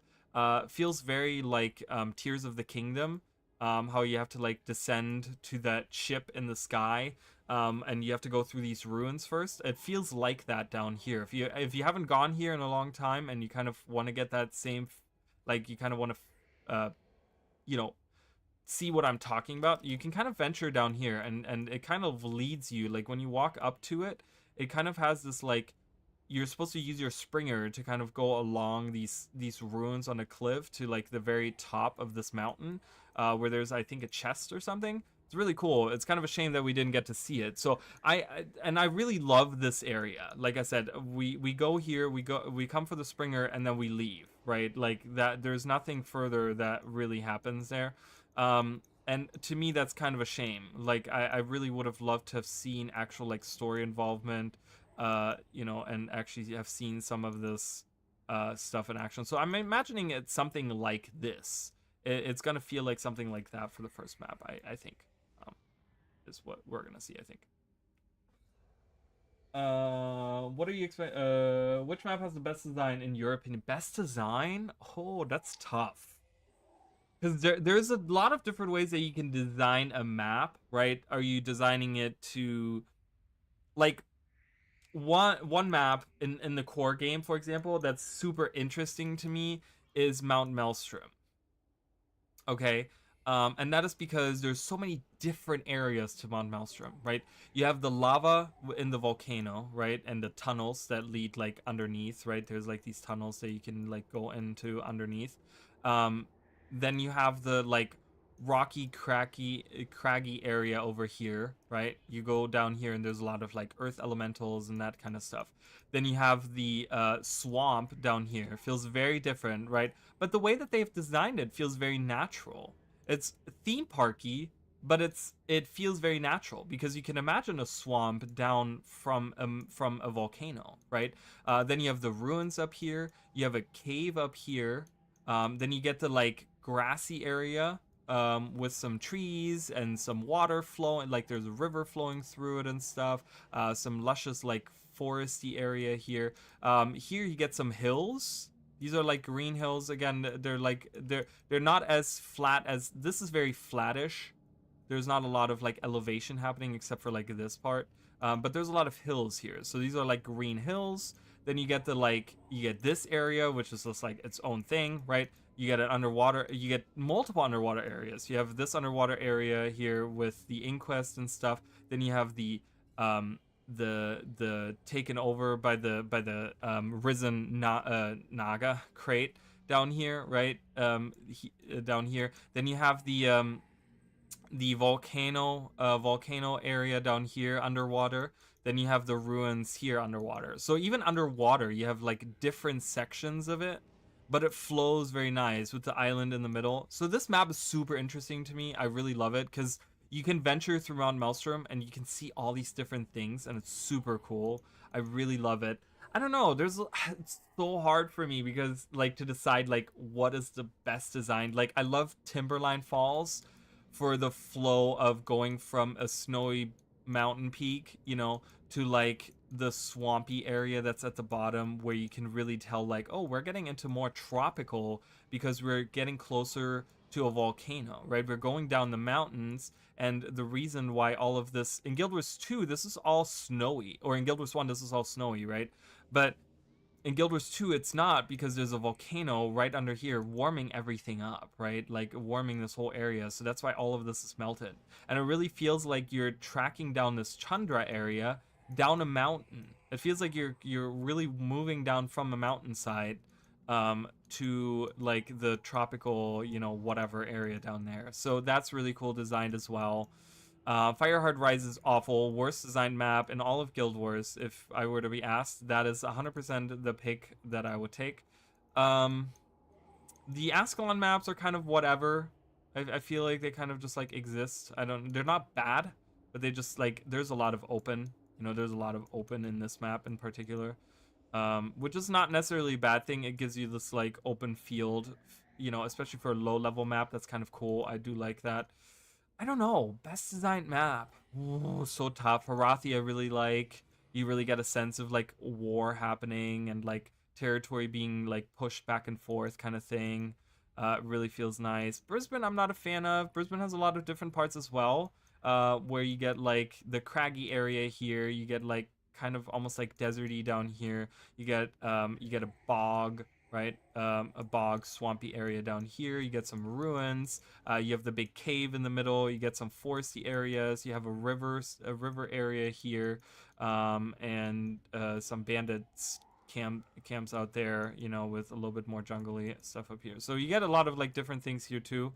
Um, I don't know. Oh my god, it's so tough. There's so many maps, right? I love Tangled Depths. I think it's such an interesting map. Super. I mean, I know it's a horrible thing to like traverse, but it has so many layers and again, so many different things that you can see, right? You have like the ruins, and you have the lake, and you have the the New Hawk area, and then you have the like ogre camp, and you have the ley line convergence with the tunnels. You have the bivouac here. You have the like way underwater like oh, I can't go to the fourth level, but there's the like underwater like the swimming tunnels that you can take, right? You have the chalk area down here. You have the cave that's all windy. and stuff. You have the big tree that you can go into, like climb all the way up. You have another hive up here. So I don't know. It's really, really hard for me. I like Grothmar Valley. Grothmar Valley is super fun as well. I don't think that that would be number one though. Um,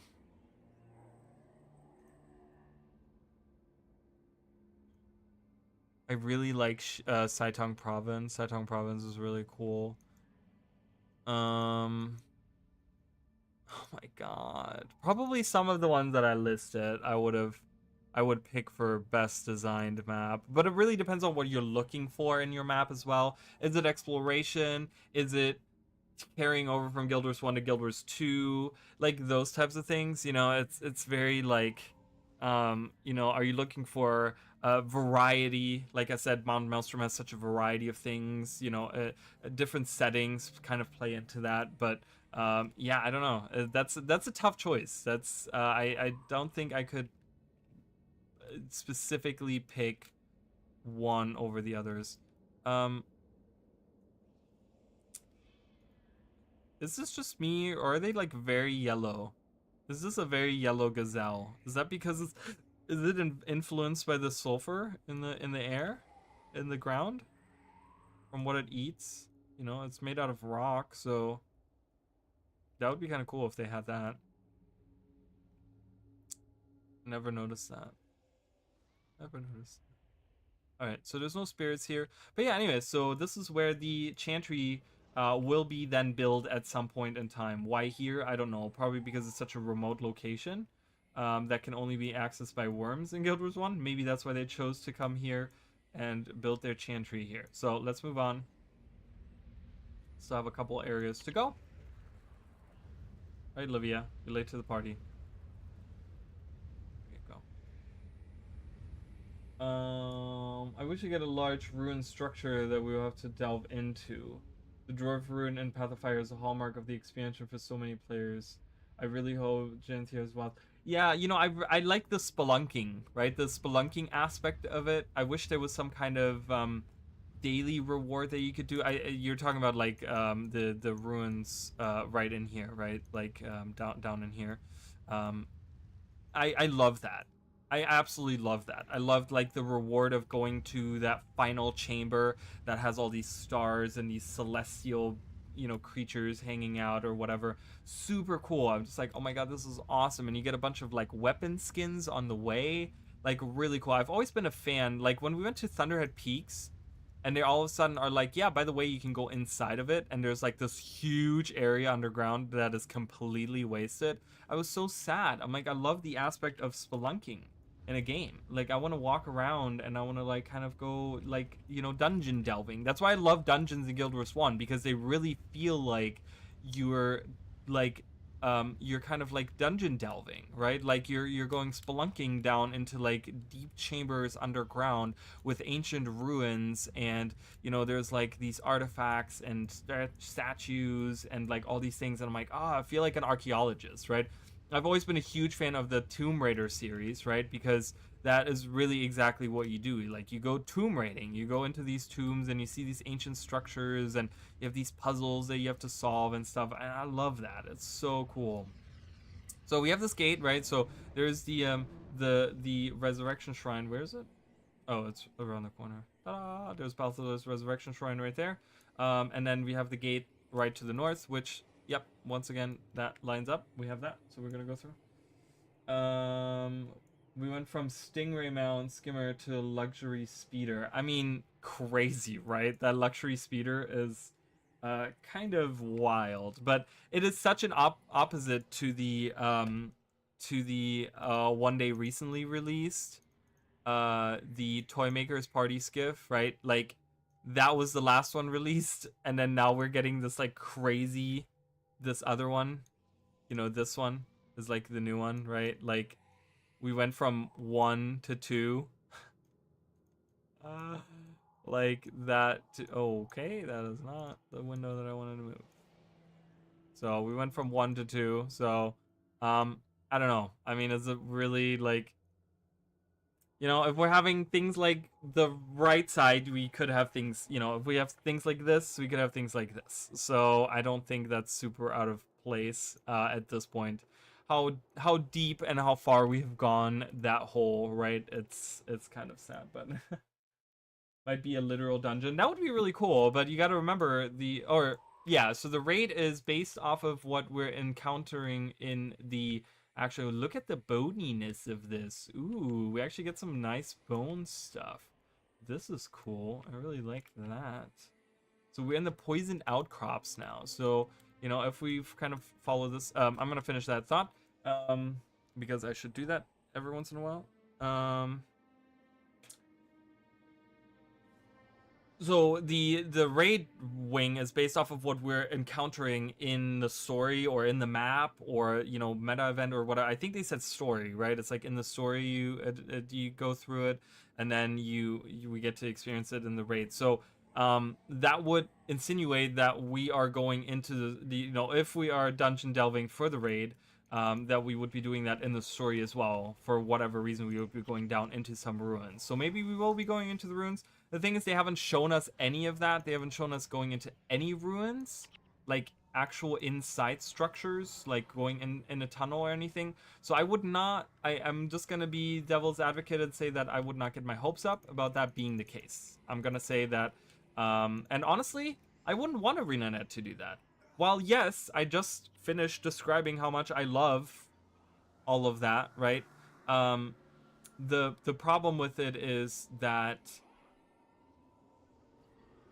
I feel like it's gonna get the same treatment that this area got in Path of Fire, where it's like this one-time achievement thing that you go through, and no one comes here anymore. There's no reason to come up here, right? Except for maybe you're running bounties, but other than that, no one comes up here anymore. So I would like areas to not be like that. So if we're doing something underground, I want a full-on underground expansion. Okay, I want an expansion that delves into going underground, and then we can really have like these, you know, side dungeons where we can go down delving into these little puzzle rooms and whatever, right, and kind of focus on that. But I would hate it to be a side area that gets completely abandoned and nothing ever happens there, and it's just this like one-time experience that you have. You know, I'd rather have it be something where I'm like, this is really cool. Like my favorite fractal of all time is the Dwarven fractal, the Dwarven Ruins. It is so cool. I love that so much. I'm a huge fan of that area, of that fractal. Like just because it feels like you're delving into this little like ancient dungeon. You know, it's really cool. So, anyway, so we have a shrine here to Grenth, which we do have in Guild Wars 2 as well. And we get a little bridge. Oh my god, guess what? A bridge. And it's in the same location. What? Weird. No, not at all. It's totally normal because ArenaNet does that all the time. So we'll loop around. Let's go north. We'll loop around that way. We'll see if we can find some other resurrection shrines. I'm kind of looking in Guild Wars 2 right now if I see a resurrection shrine in the distance because I see one right here on the map coming up. So I'm kind of thinking. But yeah, so we go across. We go across. Stuff like that is what happens in my audios. In my audio recordings, I say the weirdest things and then I crack myself up. Either I get very mad at myself and I'm like, oh my god, like that, or I get like, what? And I laugh at myself because I'm stupid. Drojam, the Mage of the Sands. Yo, Drojam. Droajam. Probably Droajam. But I'm gonna call him Drojam because it sounds cooler. Goodbye. You're dead. So there's Resurrection Shrine at Lissa. So if we go across the suspension bridge like we did in Guild Wars 1, and we go up there, any of the structures, any of the boniness, no, we don't really get any of that. And we go further north.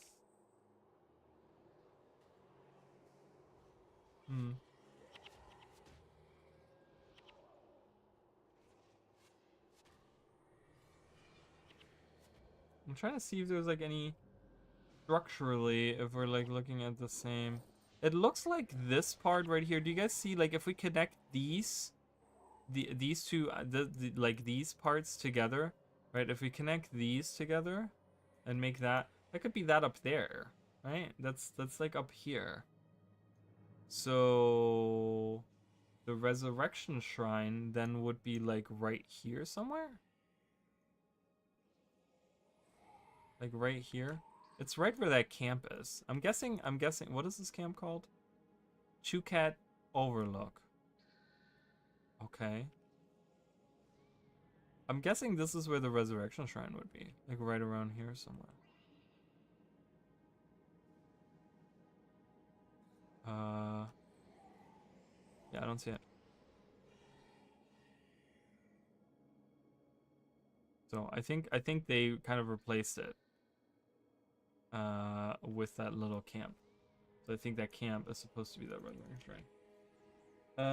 Yeah, only devil experience we got in Guild 2 was Ascalon Catacombs, Ara, Dwarven Ruins, and Fractal.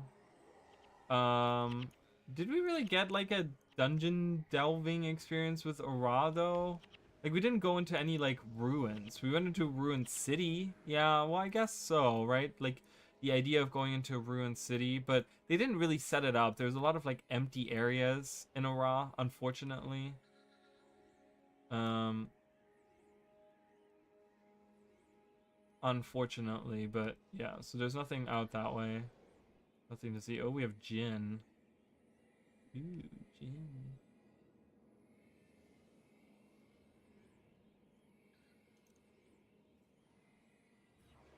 But yeah, I mean, I would like to actually get some dungeon like one of my, like I still to this day, you guys like some of you guys ask me sometimes like, "Oh, you're such a casual player. What do you do?" You know some of the stuff that I do, like you know what random stuff I do sometimes?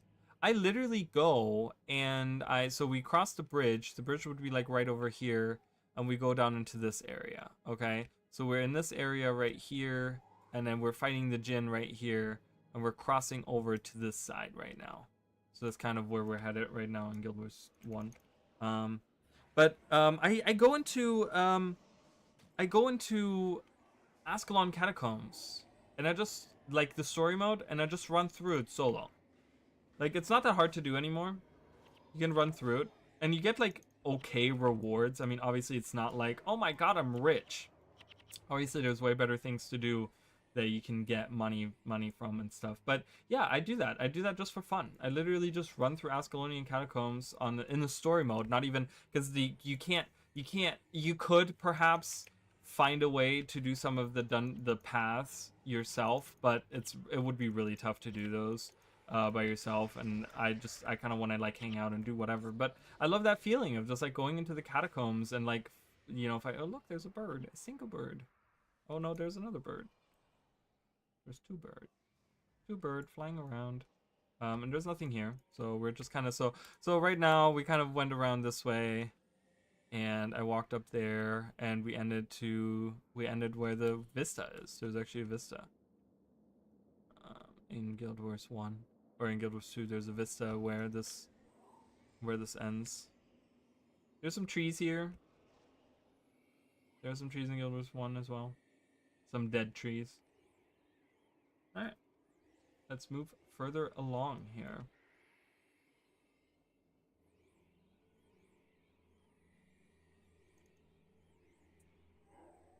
Wish to open a raw and world map. Make huge meta there with Tequado and shit.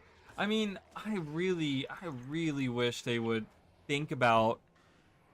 We talked about the Return to, right? The Return to expansion that I've mentioned many times, right? Like, what's another thing that they can redo? The Zaitan fight, right? The Zaitan fight is so bad, and it's not indicative of what the game really is nowadays, right? It's not a good final boss battle. They've done really good boss battles, and they had, right? There was, when you look at remember how the concept was, the original concept art of one of the first trailers. You can actually look at one of the first trailers and you watch through it, and they show you a Ra, and they show you like Zaitan's dead body, on the ground, like I guess after you defeat him or something or whatever, or maybe it's a different dragon or something. But there's a dead dragon on the ground, and you can enter through the mouth, and you can go inside of it, right?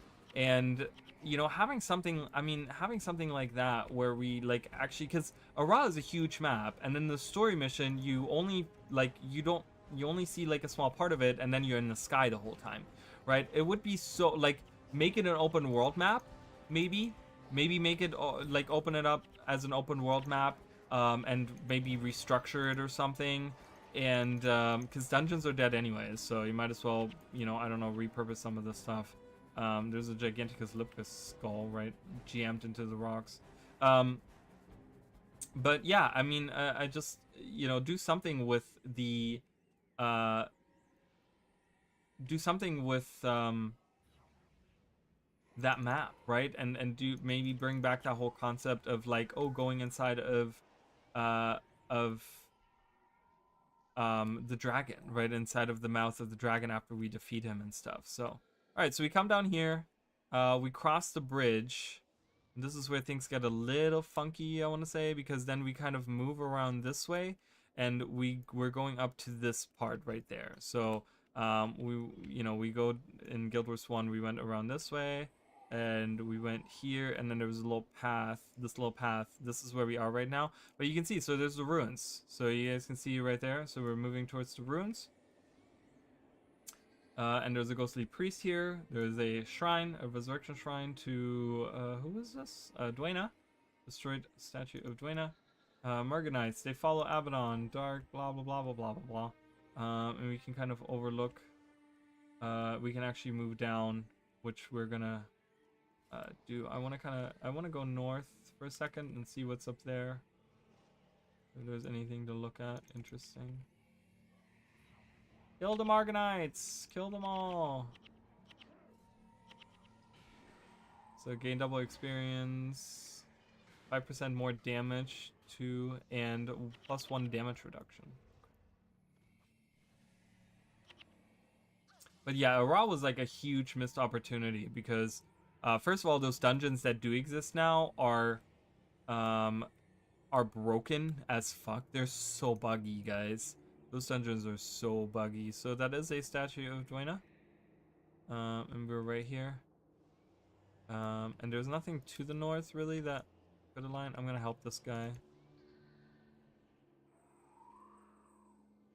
My god, really? Knockdown for 20 hours? Mean.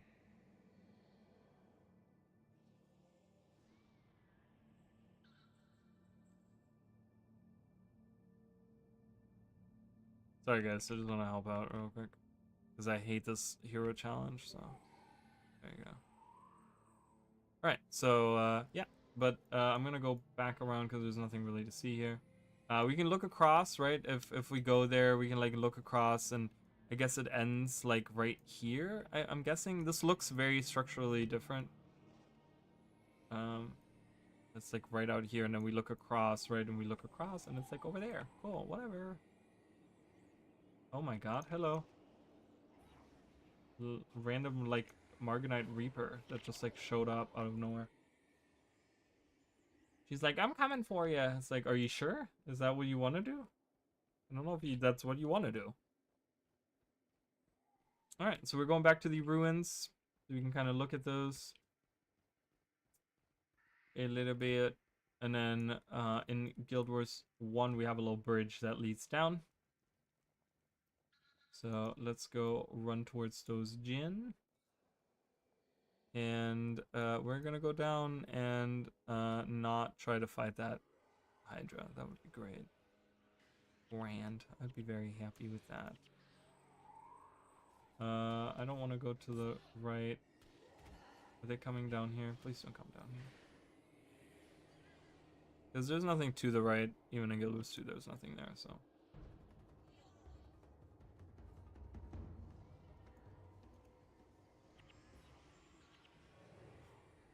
I'm gonna try to follow the path. We don't really have a path. But I guess the path leads like across this way.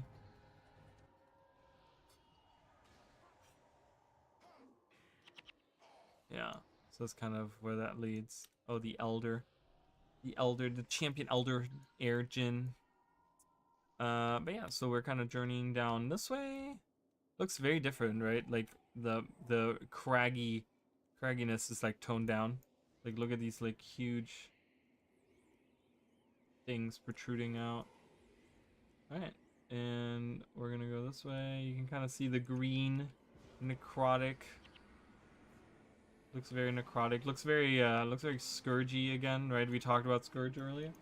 Looks very much like the Scourge, like the Scourge powers. And we're gonna journey here. We go across the bridge. Is this the first bridge that ArenaNet has not made?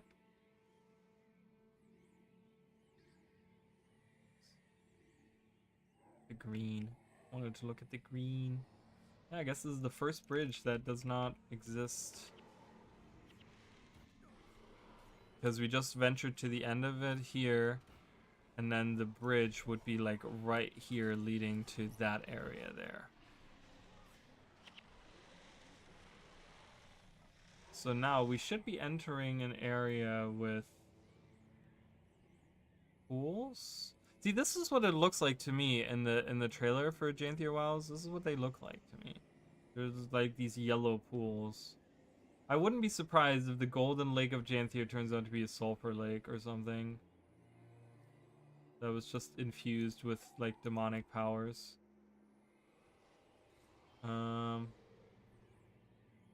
We don't see any sulfur pools. Okay, I was like, are they gonna fight me or not?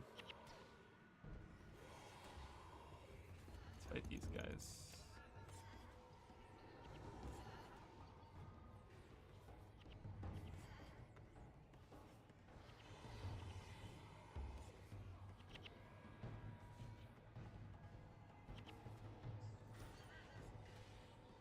Oh my god, they're resurrecting.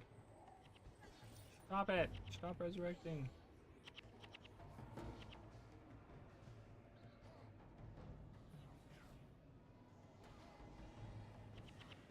There you go. Oh.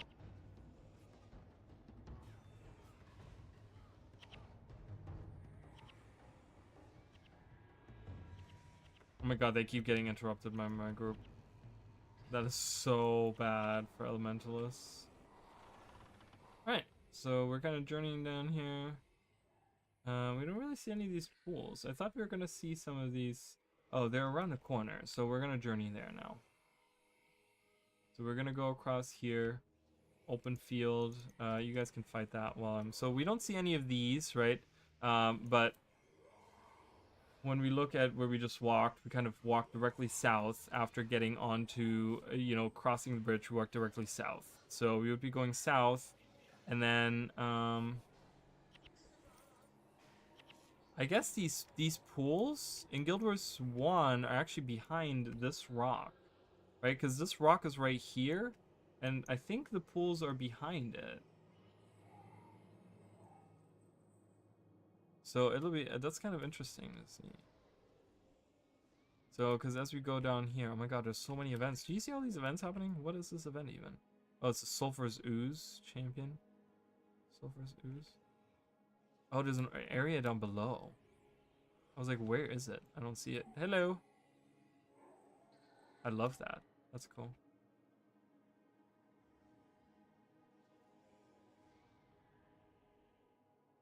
So we come where we get these weird, like, little sulphurous haze.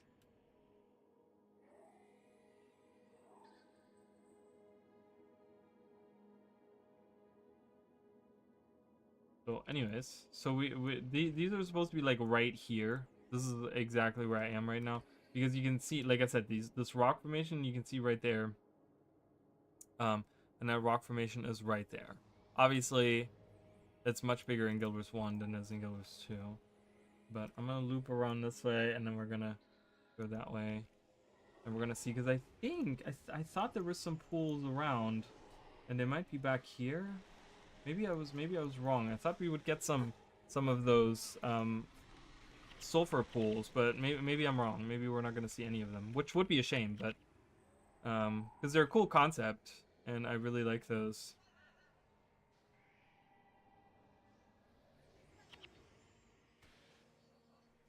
I don't even know what guild does. I just kind of have it on my bar. Oh, I got credit for something. Oh, helping the guy earlier. All right. Well, let's move around here. We're getting to the end, guys. We're almost there. We only have like the Lair of the Forgotten and the Shadow ravines, and that's it. That's all we really have of the Desolation, and then we'll be done with Alona. So we go around. I'm going around the left. I want to see, are there any pools down here?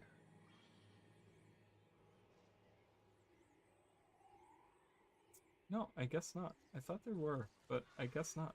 See a bunch of tentacles here. What do we have? Oh, termites. Okay. Weird enemy to find right here. It's really odd. Like, none of these enemies have been any type of insects at all. Yet here we are. Fondles? Fondles the Spiteful. That's an unfortunate name. One of the new conversions about splits into multiple aspects every 25%. I wonder if that was a mechanic in it developed for the Titans in Janethier Wilds and decided to retroactively add it to that boss. Oh, could be, yeah, because the Titans split up. Yeah, I mean that could be it. We could probably see that happen. Yeah, Mr. Fondles, I must defeat you. Wow, I'm getting non-stop interrupted. You know what I'm gonna do? Here's what I'm gonna do. Explode! Oh, I got interrupted. Damn it!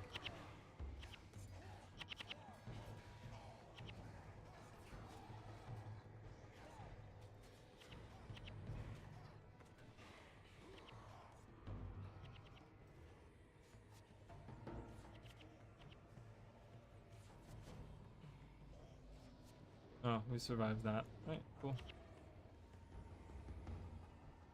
So that's just the backside of it. We can kind of take a look at that here. There's not a big open area back here. There's just a path that leads that actually leads us into the Lair of the Forgotten, which we're about to go to as well. Statue. There's a statue of Vicious Rakishis. Yeah. Anywho.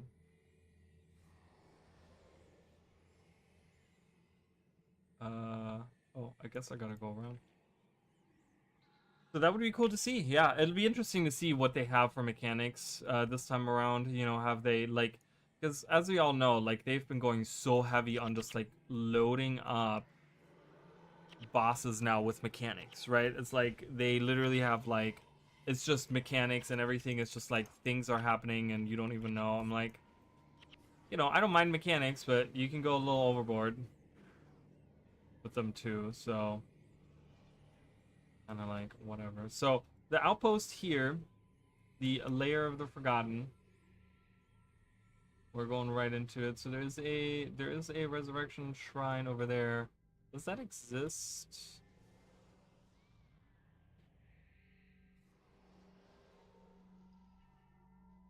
Um, where would this be?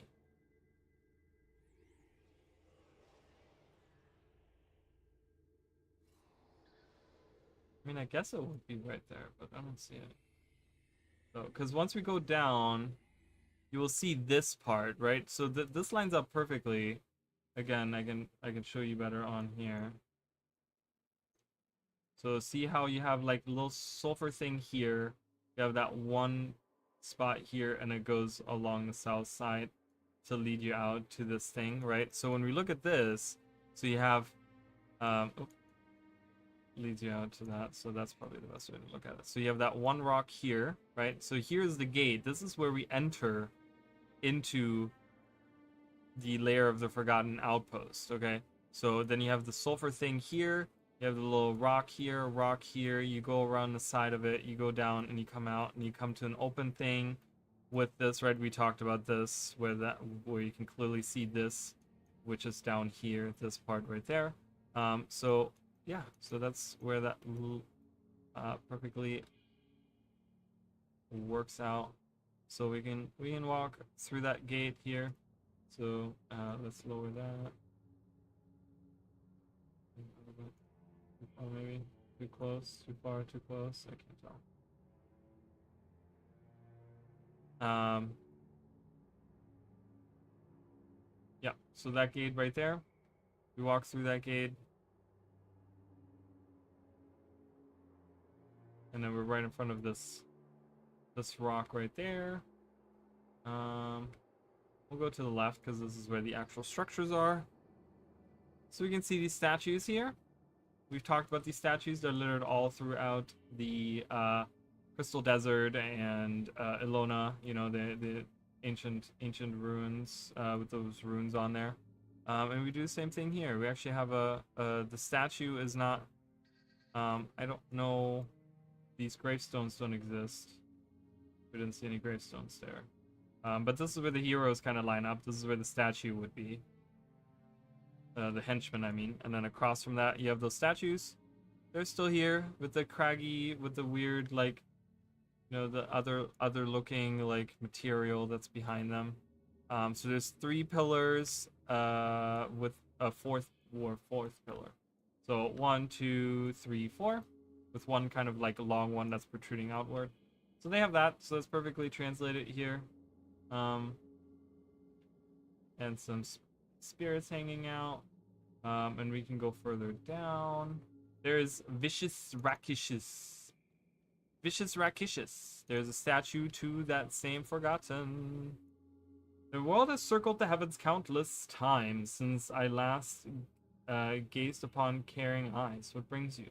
Forgotten retribution. So the Morganites have hunted. So he's like the guy. Oh, this is a master difficulty. Servants of the Fallen One wander across these lands. This is the Staff of the Mist. So we talked about this before, right? You must find the scepter before they do at all costs. The Staff of the Mist lies buried beneath an altar in the southern regions of the poisoned Batlands. Is that where we're going? No, the poison. They call it poison here. They call it poison Badlands, but it's actually poison outcrops. But yeah, so this is actually, if you guys want me to do this, this is actually so we know the Scepter of Ore, right? I've talked about the Scepter of Ore many times, and this is actually a quest for the Sister Staff, the Staff of the Mists, which looks just like the Scepter of Ore, but we actually destroy it in Guild Wars 1. So we literally have it pop up in this mission. We didn't know anything about this. And then we go and destroy it. So there's actually a quest here where you can do that. We actually go and you take the Staff of the Mists, and then you go the twin to the Scepter of Ore, were created long ago, right? Which we now know were created by the Seers, right? They're Seer artifacts. So we have that. If you guys want me to, I can do that at the end of like finishing this up. We just have one more area that I would like to go through, and then if you guys want me to, I can. So let's read the statue. I am vicious, rakishous, one of the last forgotten. My words contain a message for any with the determination and courage to hear it. Visit each of the 8 statues and return to me.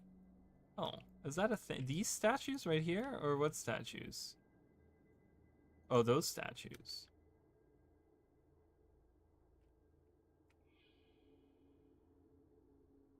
The Forgotten will not live to see her legacy to fruition. We created the Exalted to carry on our vigil. Talking about Glent.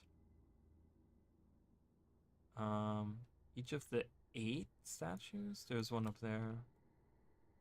It's been so long since I've done this. I don't even know anything about this. Thus the races of Tyria must come together to fulfill Glenn's legacy. Okay. 2. I gotta find 8.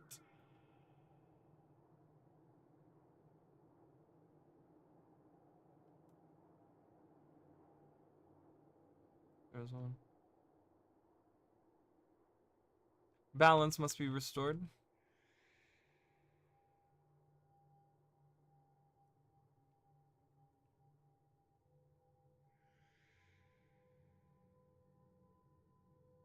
Mm-hmm.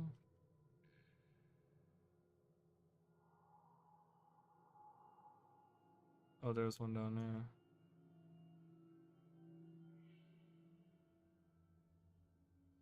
The Exalted are devoted and eternal, but finite in numbers. There's one right here. Alas, I'm one of the last. The time of the Forgotten is ending.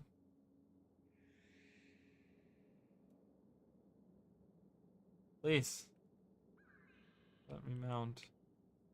Um.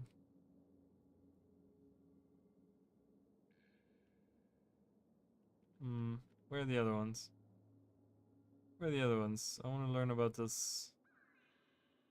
I would like to learn more about this person.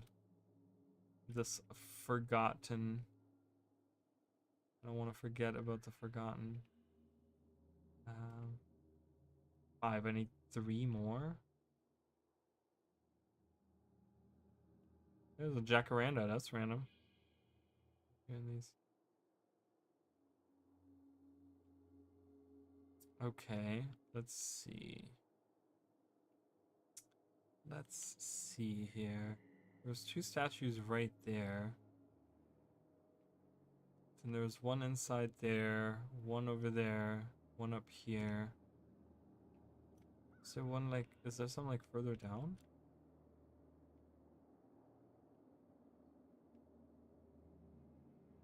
What am I, crazy? Can't, I've already been here. Oh, maybe down in here? What's in here? Nope. There's Shauna the Valorous. Maybe we'll find her hanging out. I want to kind of see, like in Guild Wars 1, I mean, maybe she's like one of the NPCs in Guild Wars 1.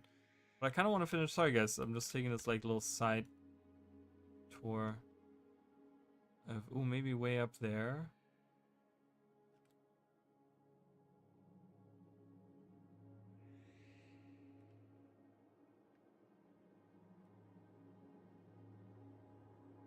Way up here, maybe? No. No. No, I don't know where it is. I don't know where any of them are. Oh, there's one. Was it just looking at it earlier and I just completely ignored it? Alright. This world has circled the heavens countless times since I was last looked on by caring eyes. Exact dialogue from Guild Wars 1. Word by word. Word for word, actually. Word, is it word by word or word for word? Down there, maybe? Ooh, it's probably down here. Hello? Hello, statue? Are you down here? Somewhere? No, I don't, I don't think so.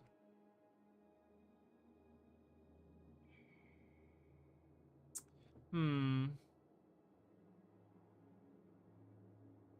Hmm. Where could the other statues be?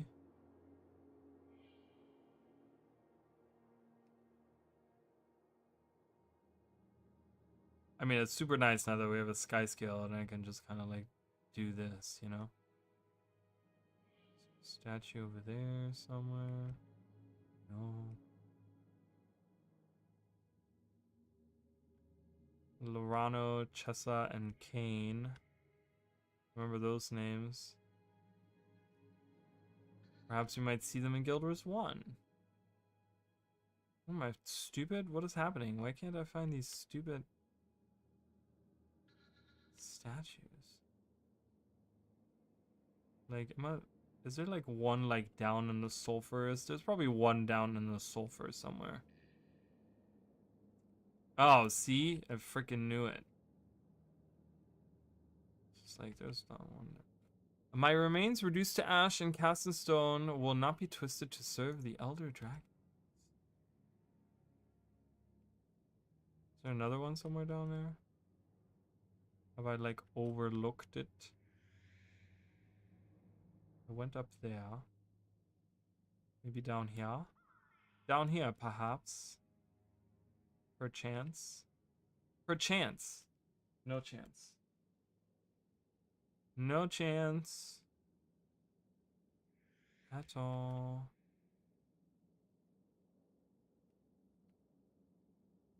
Hmm. All 8 statues. I need one more statue.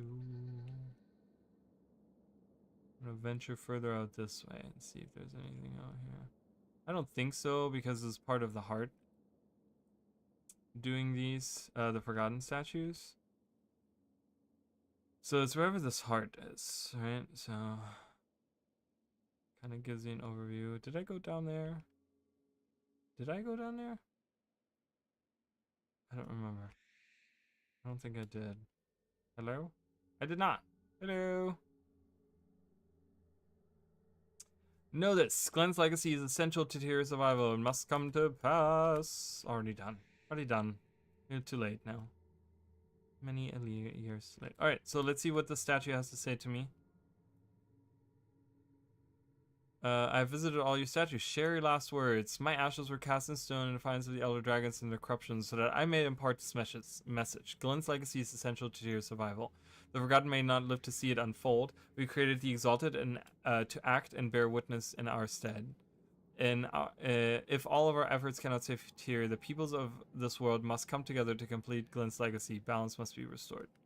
Cool. So we got that little bit of tidbit there, which was all stuff that I thought maybe like the reason why I wanted to do this was because maybe he or she would touch on the staff of the Mist quest or something. Maybe talk about that a little bit, but no, not really. So yeah, so in Guild Wars 1, we actually it's interesting because the actual part that's the outpost. Oh, and I wanted to see if we see any of these characters around here. So Ascension Pilgrim, no, none of the names here line up. But the actual outposts, Godage, hero skills. And the rest of them are all just dynastic spirits and Ascension Pilgrims. All right. But yeah, so the actual outpost, quote unquote, right? The actual area in Guild Wars 2 that is like down here. So Dankoro actually hangs out right down here. So this is where Dankoro is, right? So, and I've talked about Dankoro before. So this is him. Hello, your spirit feels familiar. Made a name for yourself in your day. It was a great duty and honor to support Spear Marshal Cormia and to help her avert Nightfall. What can you tell me about Nightfall? The outcast god Abaddon corrupted leaders and set out our forces against each other as he set about remaking our world in his image. Heroic effort and sacrifice saved Alona from destruction. You made a name for yourself. You fought beside Cormia. I was strategist to the Sun Spears and she was our spear marshal. Cormia was a scholar who became the leader we needed in our darkest hour. She transcended torment and anguish to become our goddess. What keeps you here at the lair? Some amends. Do you have any advice? Don't let it shake you to the core. Like us, they're both sublime and flawed. And if we are knowledgeable, so they are. So are they. I mean, blah blah. Anyways, so that's the actual like area here. Losco's just hanging out. Yeah, so that's right there. And then we go into the Shattered Ravines. As a faction, were pretty fun to fight against. I feel the Cryptus as a faction. I mean, as a faction themselves, but I feel like they were like just. Oh, look who's here. Chessa and Lorano are here. Which, yeah. So we're going right out the store, and this is where they're talking, right? The Resurrection Shrine is right there. Resurrection Shrine to Balthazar is right here, and we're on this little plateau. Yeah, so we can look around. Same areas right there that we're kind of looking at.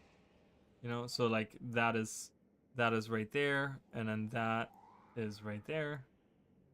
And we can go this way and explore a little bit of the area. I don't think I'm gonna go everywhere because there's not a lot to see. I'm just kind of walk around a little bit in this area. We get some more sadistic giants. So these are not. These are still living giants. These are like their own little sand giants. But yeah, so we can actually go to maybe this exists in Guild Wars 1. Let's have a look. Let's see if we can find this thing that they're standing on, which is right on the far side. Oh, it's not here. So right here is where the structure that they're standing on would be. Because when we look, like, this vein right here was a sulfur vein, and that's the one that's poking out right there, like right in front of us. It's coming out this way. So the structure is right next to it, and there's nothing here, so we don't have that structure.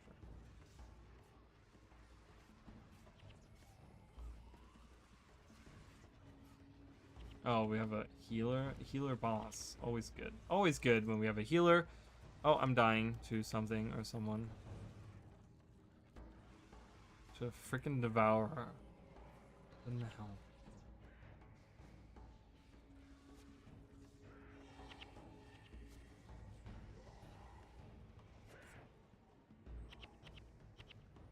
I don't even know what the dialogue was. What are they talking about?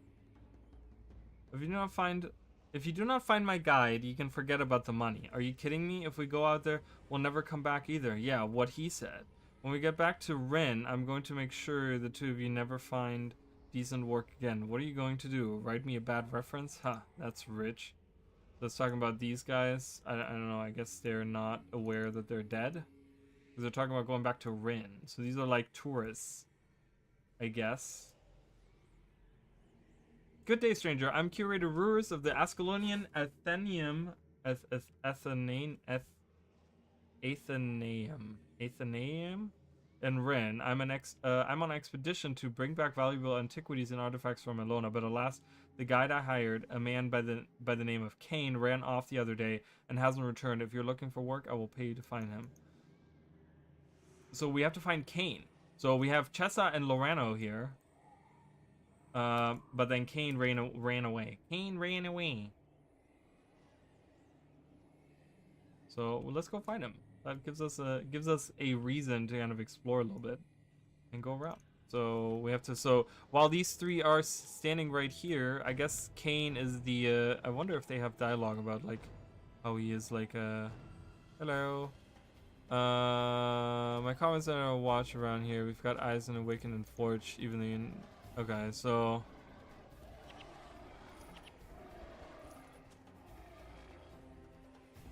They're guides in Guild Wars 1, and I guess in Guild Wars 2 they are watching out for the awakened and all the bad things happening in the desert. Oh, by the way, we can see some cool wing animation by Morgan over here. Morgan, our look at that. Cool wing animation. Wish we had that in Guild Wars 2. But no, we don't. Alright, so let's see if there's a resurrection shrine in that same location. So we went behind here. We went through the rocks. Ish. I don't know if we can even go that far in Guild Wars 2. Guild Wars 2 cuts us off. Oh, I went through here. Oh yeah, we can. Wait, can we?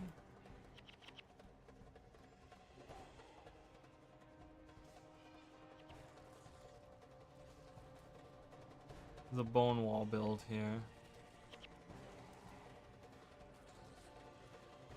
I guess this is about the same location.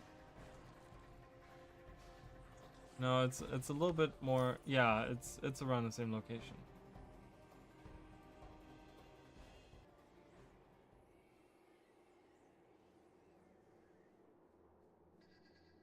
I mean, the thing is, the Staff of the Mist is not even important. Like, it literally, you have like one quest that it's involved in, and nothing else.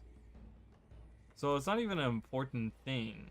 Like, I'm not even upset about that because it's not even important at all in the story of Guild Wars 1 even.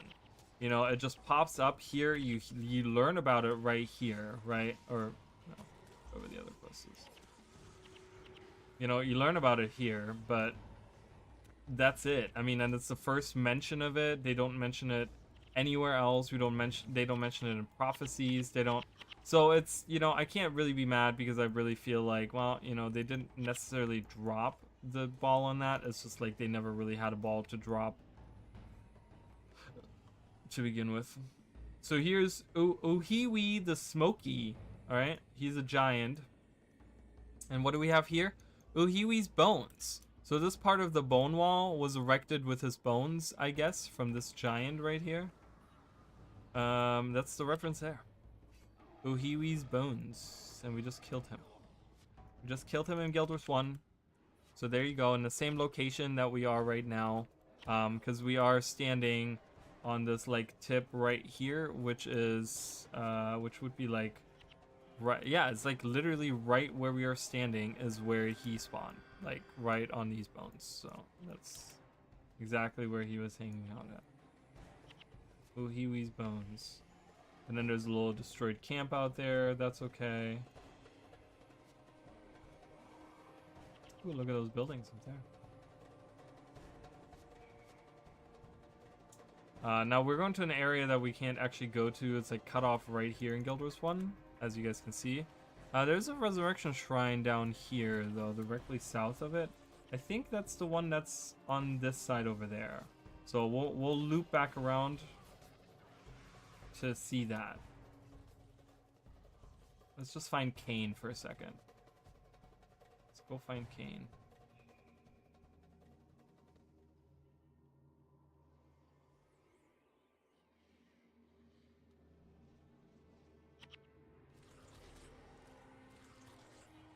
Oh god, I gotta go walk all the way around. How lame is that?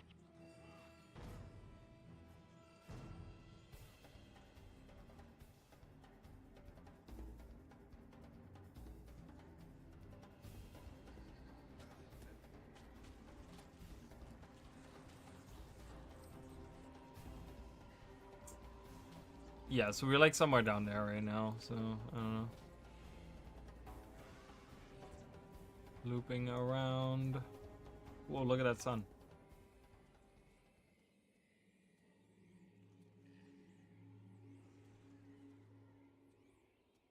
Hello, puny human, tell me where the others are. So Kane is getting threatened by the Marganites.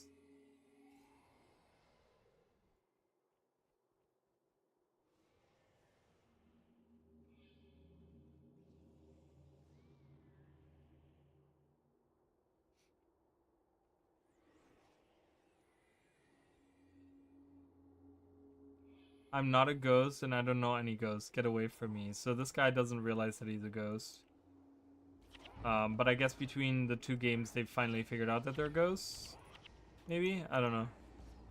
Their dialogues doesn't really mean much, but yeah. So anyways, there's Kane. I guess let's just save him real quick. Thank you for freeing me. Can you lead me back to safety? No. Bye.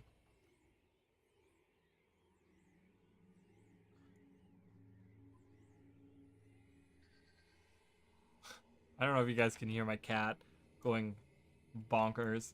Every few hours, she's always like, I just want to let you know that I'm still here. And I'm going to do it very loudly. She wants food, but it's like I feed her so much food. She's so fat. I'm like, I cannot feed you any more food. Like, you're literally going to explode. Like, it's bad. Alright, let's go to that resurrection shrine, because we do have that directly on the other side of where we fought. Yeah, that works out, right? It was like, that's where we found Uhiwi, and then right south of that, you know, right there, and then right south of that is the resurrection shrine. So let's see if it's a shrine to Balthazar. See, so sometimes they're really good with shrines, and then sometimes it is a shrine to Balthazar. Good old Balthy. Good old Balthy.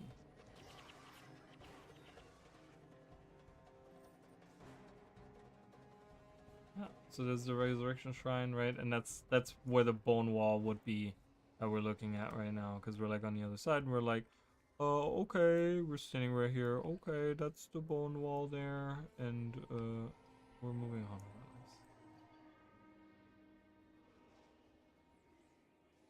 All right. Move on this way. Swiftly moving. And yeah, like I said, so this part right here you can't actually go to, but it is marked on the map here.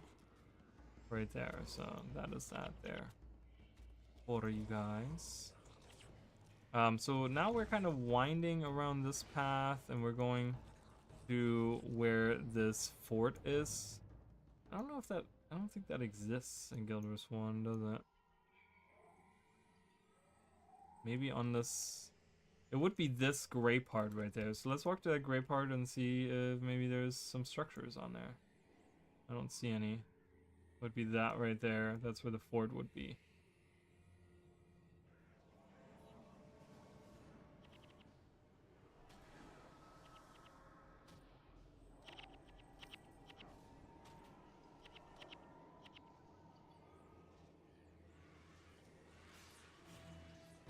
What? Oh, dune beetles. Just gonna keep moving. So there's a gate down there. There's a collector up there. Royal Guards. Primeval King Janus. Let's like, let's. While we're fighting these guys, let's go kind of to the same area. So we kind of go down here. We go across. We kind of wind around these rocks. We don't have this structure. That does not exist. But then we go across here. And there's the one entrance down there. Sulfur crystal. So Chessa and all of them are involved in that meta event. And if we go this way, we have a resurrection shrine down there. To Lissa in Guild Wars 1. Why are all the Lissa statues destroyed? Like, that's Duenas exist, right? Like all of those, but Lissas are destroyed in Guild Wars 2. Whoa, look at that effect. That's cool.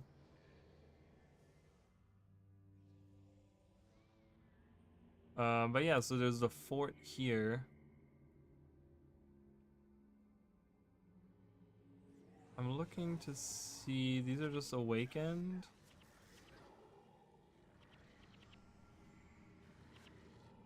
Are they just awakened? They're just awakened. I was thinking maybe there was like a boss in there or something.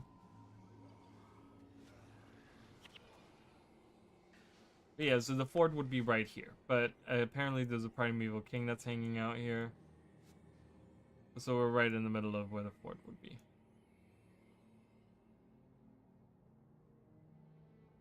Refuse the king. This is not a quest. Slave spirits or my Rogos should join Mirish and his foolish followers in a very painful. Okay. We heard about Mirish, right? Mirish was in Guild Wars 2. Actually, wasn't Mirish one of the spirits up here? I think it was. Doesn't Dunkora talk about like why is Mirish important or something, right? Isn't that what he said? Isn't there something where I could ask him about that? What can I do around here? No, it was amends. Oh no, Mamo and Kirisa. Okay, I thought maybe that was mentioned. Remember, everyone has secrets. Okay. Alright, Dunkoro. Whatever. I just could never let go that Boromir lied to him. I don't care. I don't care about your stupid quest. Alright, these tentacles would have been really cool to have in Guild Wars 2. I would have really liked that. But that's okay. We're gonna go see other resurrection shrines. Maybe see other bridges. Bridges and resurrection shrines. That's what I should call this. Bridges and resurrection shrines. Because that's all we freaking get. So I'm going right down there, and there's a bridge there, which is in kind of the same location as the bridge that does exist in Guild Wars 1. So it's very far away. Very far away. There's a resurrection shrine here as well on the left. I'm standing right next to it, actually, right here. Oh god. Oh god. right there for Duena. And then we get further down, and then there's the suspension bridge. In Guild Wars 1 at least. Right there. So it's in that same location. Again, ArenaNet and their bridges. Always want to have it perfectly aligned. We can get a good look here of the other portal leading to the Ruptured Heart to the north. Look at that. See, you see this ruins of the city and stuff? You can actually see those. With the tentacles and everything. Really, dude? Just leave me in peace. Please.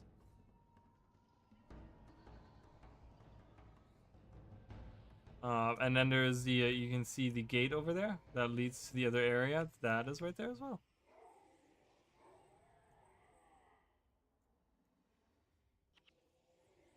They can even hit, oh my god, they can hit me everywhere. This is so annoying. Holy crap. There's another resurrection shrine across the bridge, which is the same. Oh my god, really? Like, both games are like really kicking my ass right now. And there's a resurrection shrine there as well. To Melandru with a gate to the right. So gate would be right there. Resurrection shrine there. You know, once you cross the bridge. Yeah, and that's, yeah, you know, and then the Bone Palace directly south of us, and we could pretty much go right back to it. But that's pretty much it. I think, like, area-wise, I mean, we've seen, you know, I don't need to go walk up there. You guys can see it from here, so. But yeah, so that's the Desolation. So again, this map, you know, the Desolation was kind of a mix, right? There was like certain things, like we have the bridges that align, a lot of the resurrection shrines, like that resurrection shrine I'm sure is probably in Guild Wars 1 as well. Like when we walk to it, you know, like that's clearly right in front of those ruins and stuff. Yeah, it is. There's a statue of Balthazar right there, and then the ruins are right there. So it's really interesting, you know, how like this map is like a mixed bag of like certain things align perfectly and certain other things do not align. But for the most part, this is a really well done map, I think, for you know, if you're taking Guild Wars 1 to Guild Wars 2 kind of thing, like all that stuff. You know, I really think they did a great job with it. Really like a lot of the stuff they've done with it. So, but yeah, let's do that last. Let's do that Staff of the Mists, right? Staff of the Mists. Let's do that little quest. We can finish up there.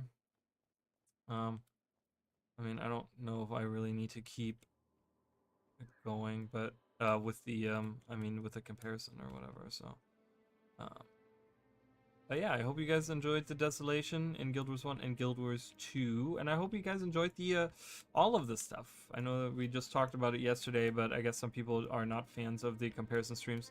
So I hope you guys like those. We will be doing a playthrough of Nightfall, so we're not done with Nightfall at all. We're gonna see a lot of Nightfall-y stuff. Wow, that was like kind of far, but that's okay. Let's go there. We'll just kind of finish off with that. We'll do the Staff of the Mists. But yeah, it would be really cool to see Legavo in Guild Wars 2, which is the Scepter of Ore, right? Like, it'll be really cool. Like, Livia's still in the story, you know, so we could perhaps see her use the staff. Because remember, we're getting Titans back into the story, right? The Vizier in Guild Wars 1 used the staff, the Scepter of Ore, to control the Titans.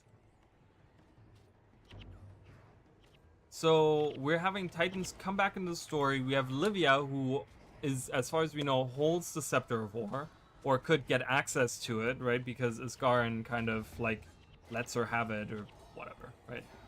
So is Legavo, is the staff of the Scepter of Ore gonna play an important role in the lore, in the story? Like, is that gonna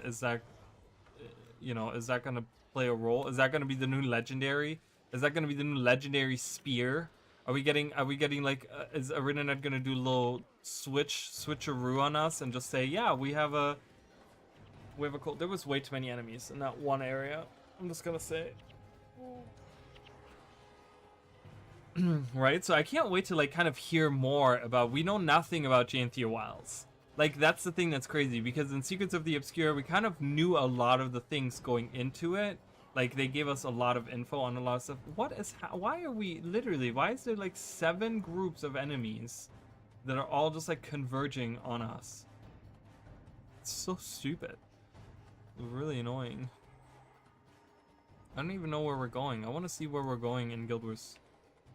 In the when we compare this, that was really stupid. I mean, look at all these enemies. There's 3 groups right here. Holy crap! Acolyte, get the acolyte. That's the healer in the group. Get that guy first. So, healer is dead. Everyone else is just fodder now. But yeah, I could totally see the Scepter of Ore becoming important in the story, right? Because why not? Why wouldn't it become important? Why wouldn't it be an important part of the story?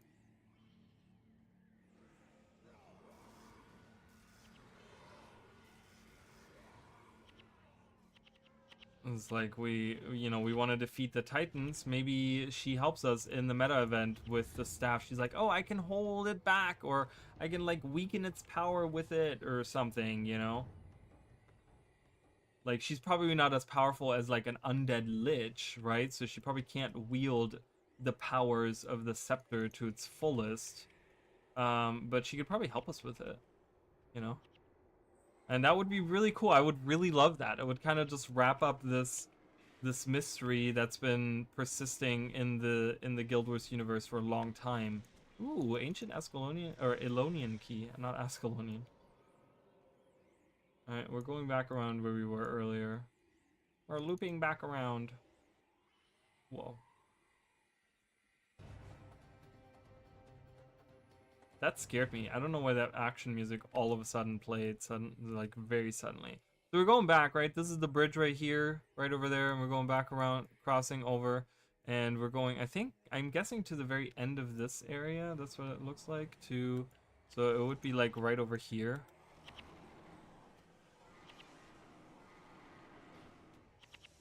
So like right down there. I don't know if there's no significance to that.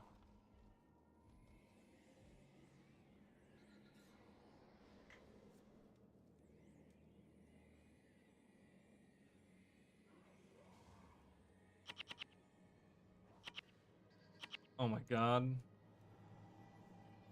You can use that spell on you. I can use this spell on you. Wow. How did you get healed? Dead. Everyone's dead. Oh, there's a little temple to... Wait, was that here earlier?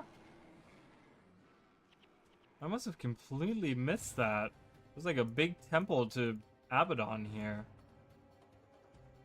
Hello. There's so many enemies around. Holy crap. Look at this Battle Lord Torgar.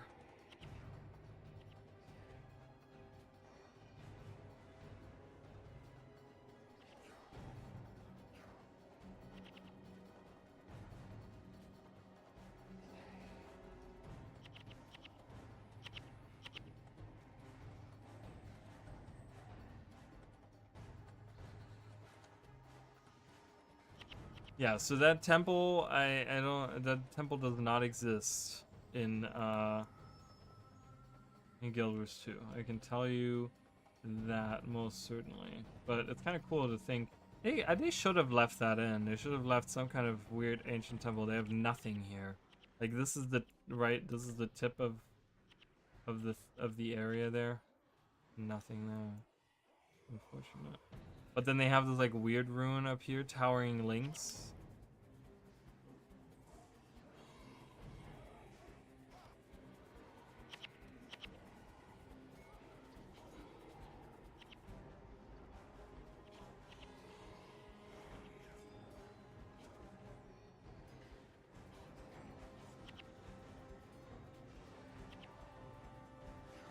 Really? You killed Livia.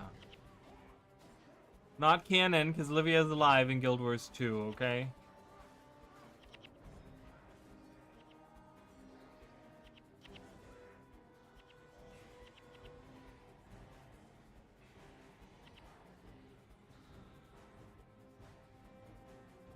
Why are these awakened walking all the way down here? Like, I don't... You guys were perfectly fine where you were earlier.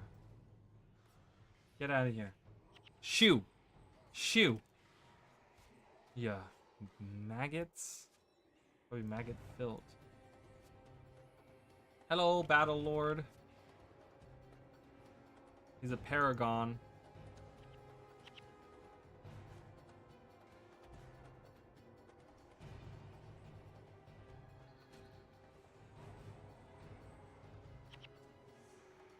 Staff of the Mist. There it is, guys. We take it, and it gives us power of the Staff of the Mist. Oh my god, I'm getting all these boons. Like the boon bar in Guild Wars 1. As the magic of the Staff of the Mist runs through your veins, you gain +4 health regeneration. Alright, coolio. And what do I do with this? Oh, there's Buran. Alright, so here's the staff. You guys can see the Staff of the Mist. It's just a recolor of the Scepter of Ore. Scepter of Ore is like a grayish with like a red hilt, I want to say. Or there's some kind of red in it. I think it's a red hilt, but it's like the top part of it is like grayish. Why have you woken me from my slumber? Who dares to defy the resting place of the Staff of the Mist? It is too late. By disturbing this place, you have unleashed a terrible evil upon the world. Okay. Long ago, the Staff of the Mist and the Scepter of Ore were given to the great nations of the world as protection. Predictably, those who wielded their power were corrupted. Terrible horrors were unleashed upon the lands once guarded by their benevolent power. The gods themselves were forced to intervene. They struck down both rulers, sealed the scepters within their tombs, and guarded them with a powerful magic. With the Staff of the Mist released into the world again, I fear that the forces of evil will not stop until they possess it. Our only choice is to destroy the scepter. You must travel to the hollowed point and destroy the scepter. Only then will it be out of the reach of the Morganites. So we now have to move further north, pretty much going backwards where we just came from. But I have the staff now. I have the Staff of the Mist, a powerful artifact of seer origin with unimaginable powers. Fear me! Oh my god. Look at all these executioners. So many of them. They're all melee fighters.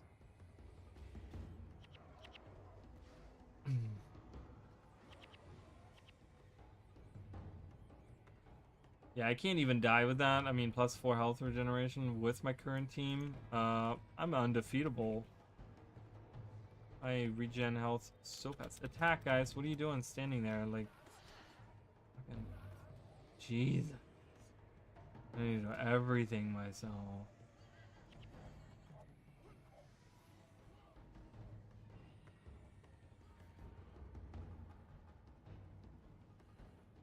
Kill him. What are you guys doing? My god. Just standing there, not even attacking. Please let me on there. Alright. Ooh, Morganites.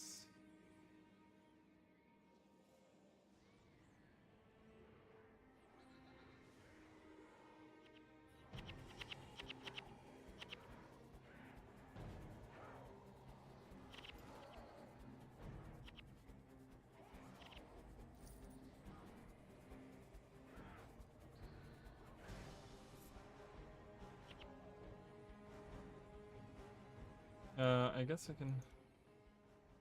Oh, we actually have demons coming out. There's a Scythe of Chaos.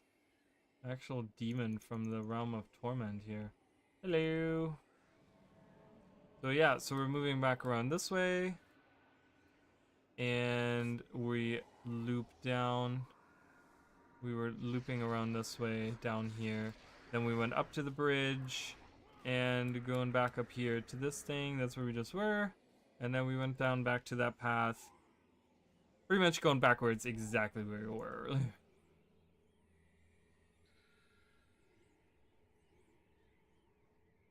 Wow, look at this army of enemies. Holy crap.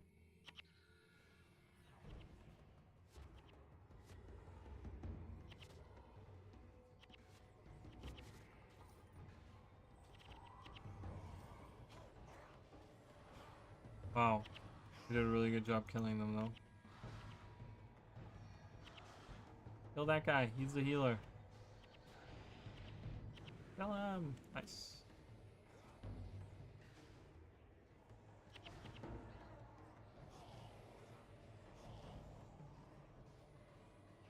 Oh boy, even more joyous. This is definitely a master level quest for sure.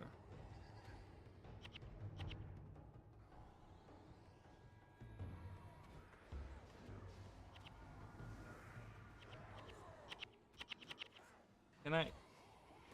Any of them. Any of them. Just, I need to cast stuff. Okay, it's doing damage. That's all I care about. Who is healing? Stop healing, please.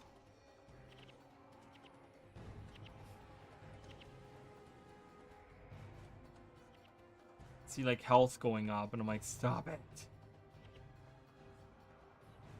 Now these stupid reapers.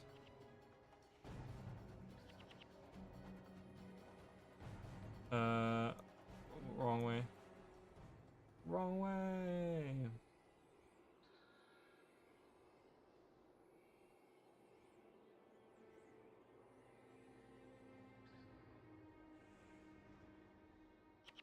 Should have interrupted him. No one interrupted him.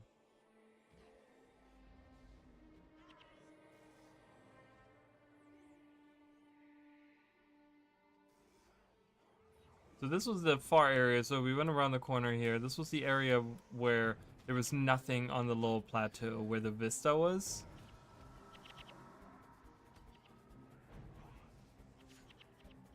So we come down here, and then like this little area where the vista was. That is where we are right now. What is that little? Oh, someone built a little cairn here. Oh.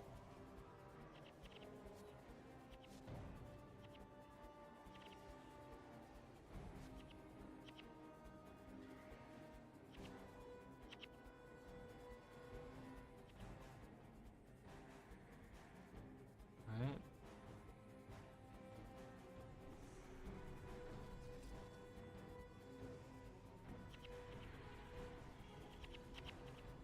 Die!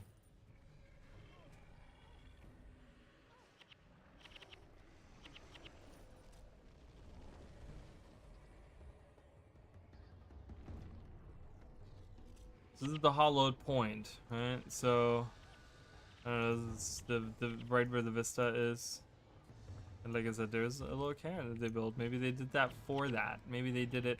Maybe this is the reason. Maybe the map artist wanted to remember the Staff of the Mists by putting a little thing here.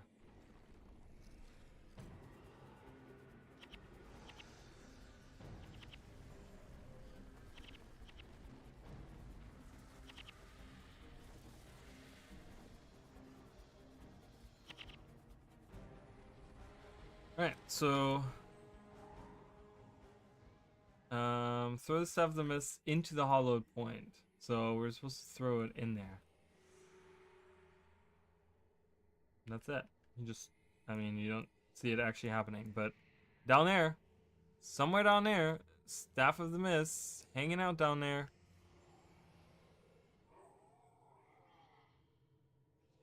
Alright, and then we gotta run back, but there shouldn't be any enemies, so this should go faster. So it's kind of weird, right? Like, we don't actually, like, I mean, did we destroy it? I want to see what the dialogue says. Does it actually physically say, yes, the scepter is now forever? Like, how would that ghost know that that scepter is now forever destroyed, right? Like, the ghost was in there. So I want to see what that says. Maybe the staff still exists. Maybe the Staff of the Mist still exists somewhere. I remember that we destroyed it by breaking it. I thought we broke it. I didn't realize we threw it down into like the sulfur. Like, anyone that can walk on sulfur can literally just go and grab it. So it's somewhere down there. So I'm telling you right now, that's a reference to it right there. I have a feeling. Because why else would they just plan this random thing here? They don't have that anywhere else. So let's see, as the last thing for this comparison stream, you know, touching on some fun lore things. And then we're done with Elona. Comparing it at least. Wrong way. I was like, why is there enemies? I've defeated everyone.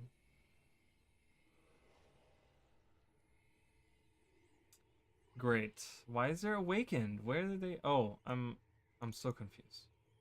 It's on the others. I thought I had to go there, but I have to go right there. All right, Buran. Buran. Little Buran. I feel a great burden has been lifted from the world. You were successful. Yes, the Margonites still roam, but at least it will be prevented from using Stuff of the Mist to do their evil. Perhaps now I can rest.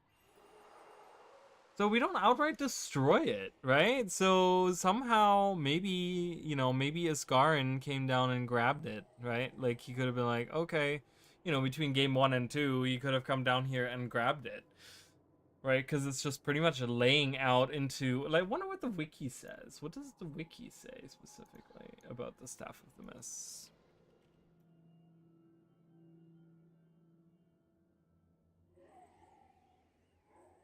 It has lain hidden. Is the Staff of the Mist is the twin of the powerful Scepter of Ore and has lain hidden for many years beneath an altar in the poisoned outcrops. The Margonites have become aware of the location of the staff and tried to claim the staff during the events of the cold touch of the past. Okay. Dialogue.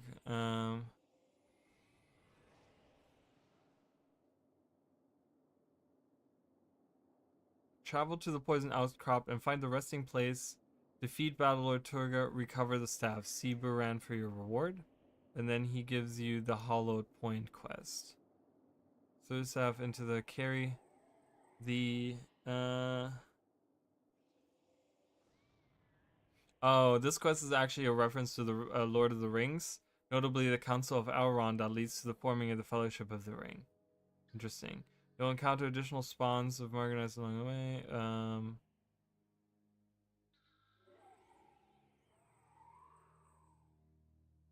It says you can ask a question.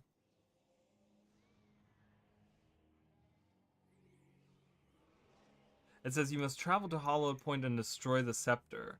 And you can ask me to. You can ask what he means. You must take the staff to the Hollowed Point and destroy it. Only then will it be safe from the Margonites. But we don't destroy it. We like throw it down in there.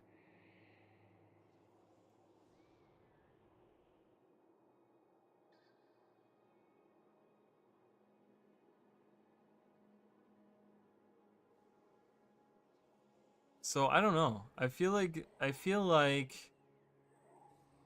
they could retcon it easily and say, "Oh, you didn't really destroy the scepter, the staff of the mist," right? They could totally say like, "Oh yeah, you didn't destroy it. You just threw it down into the sulfur, hoping that it would like disintegrate or something, but it was too powerful of an object, and you know someone grabbed hold of it or." Iskarin grabbed hold of it or something, right? There's that possibility. So we could see that return.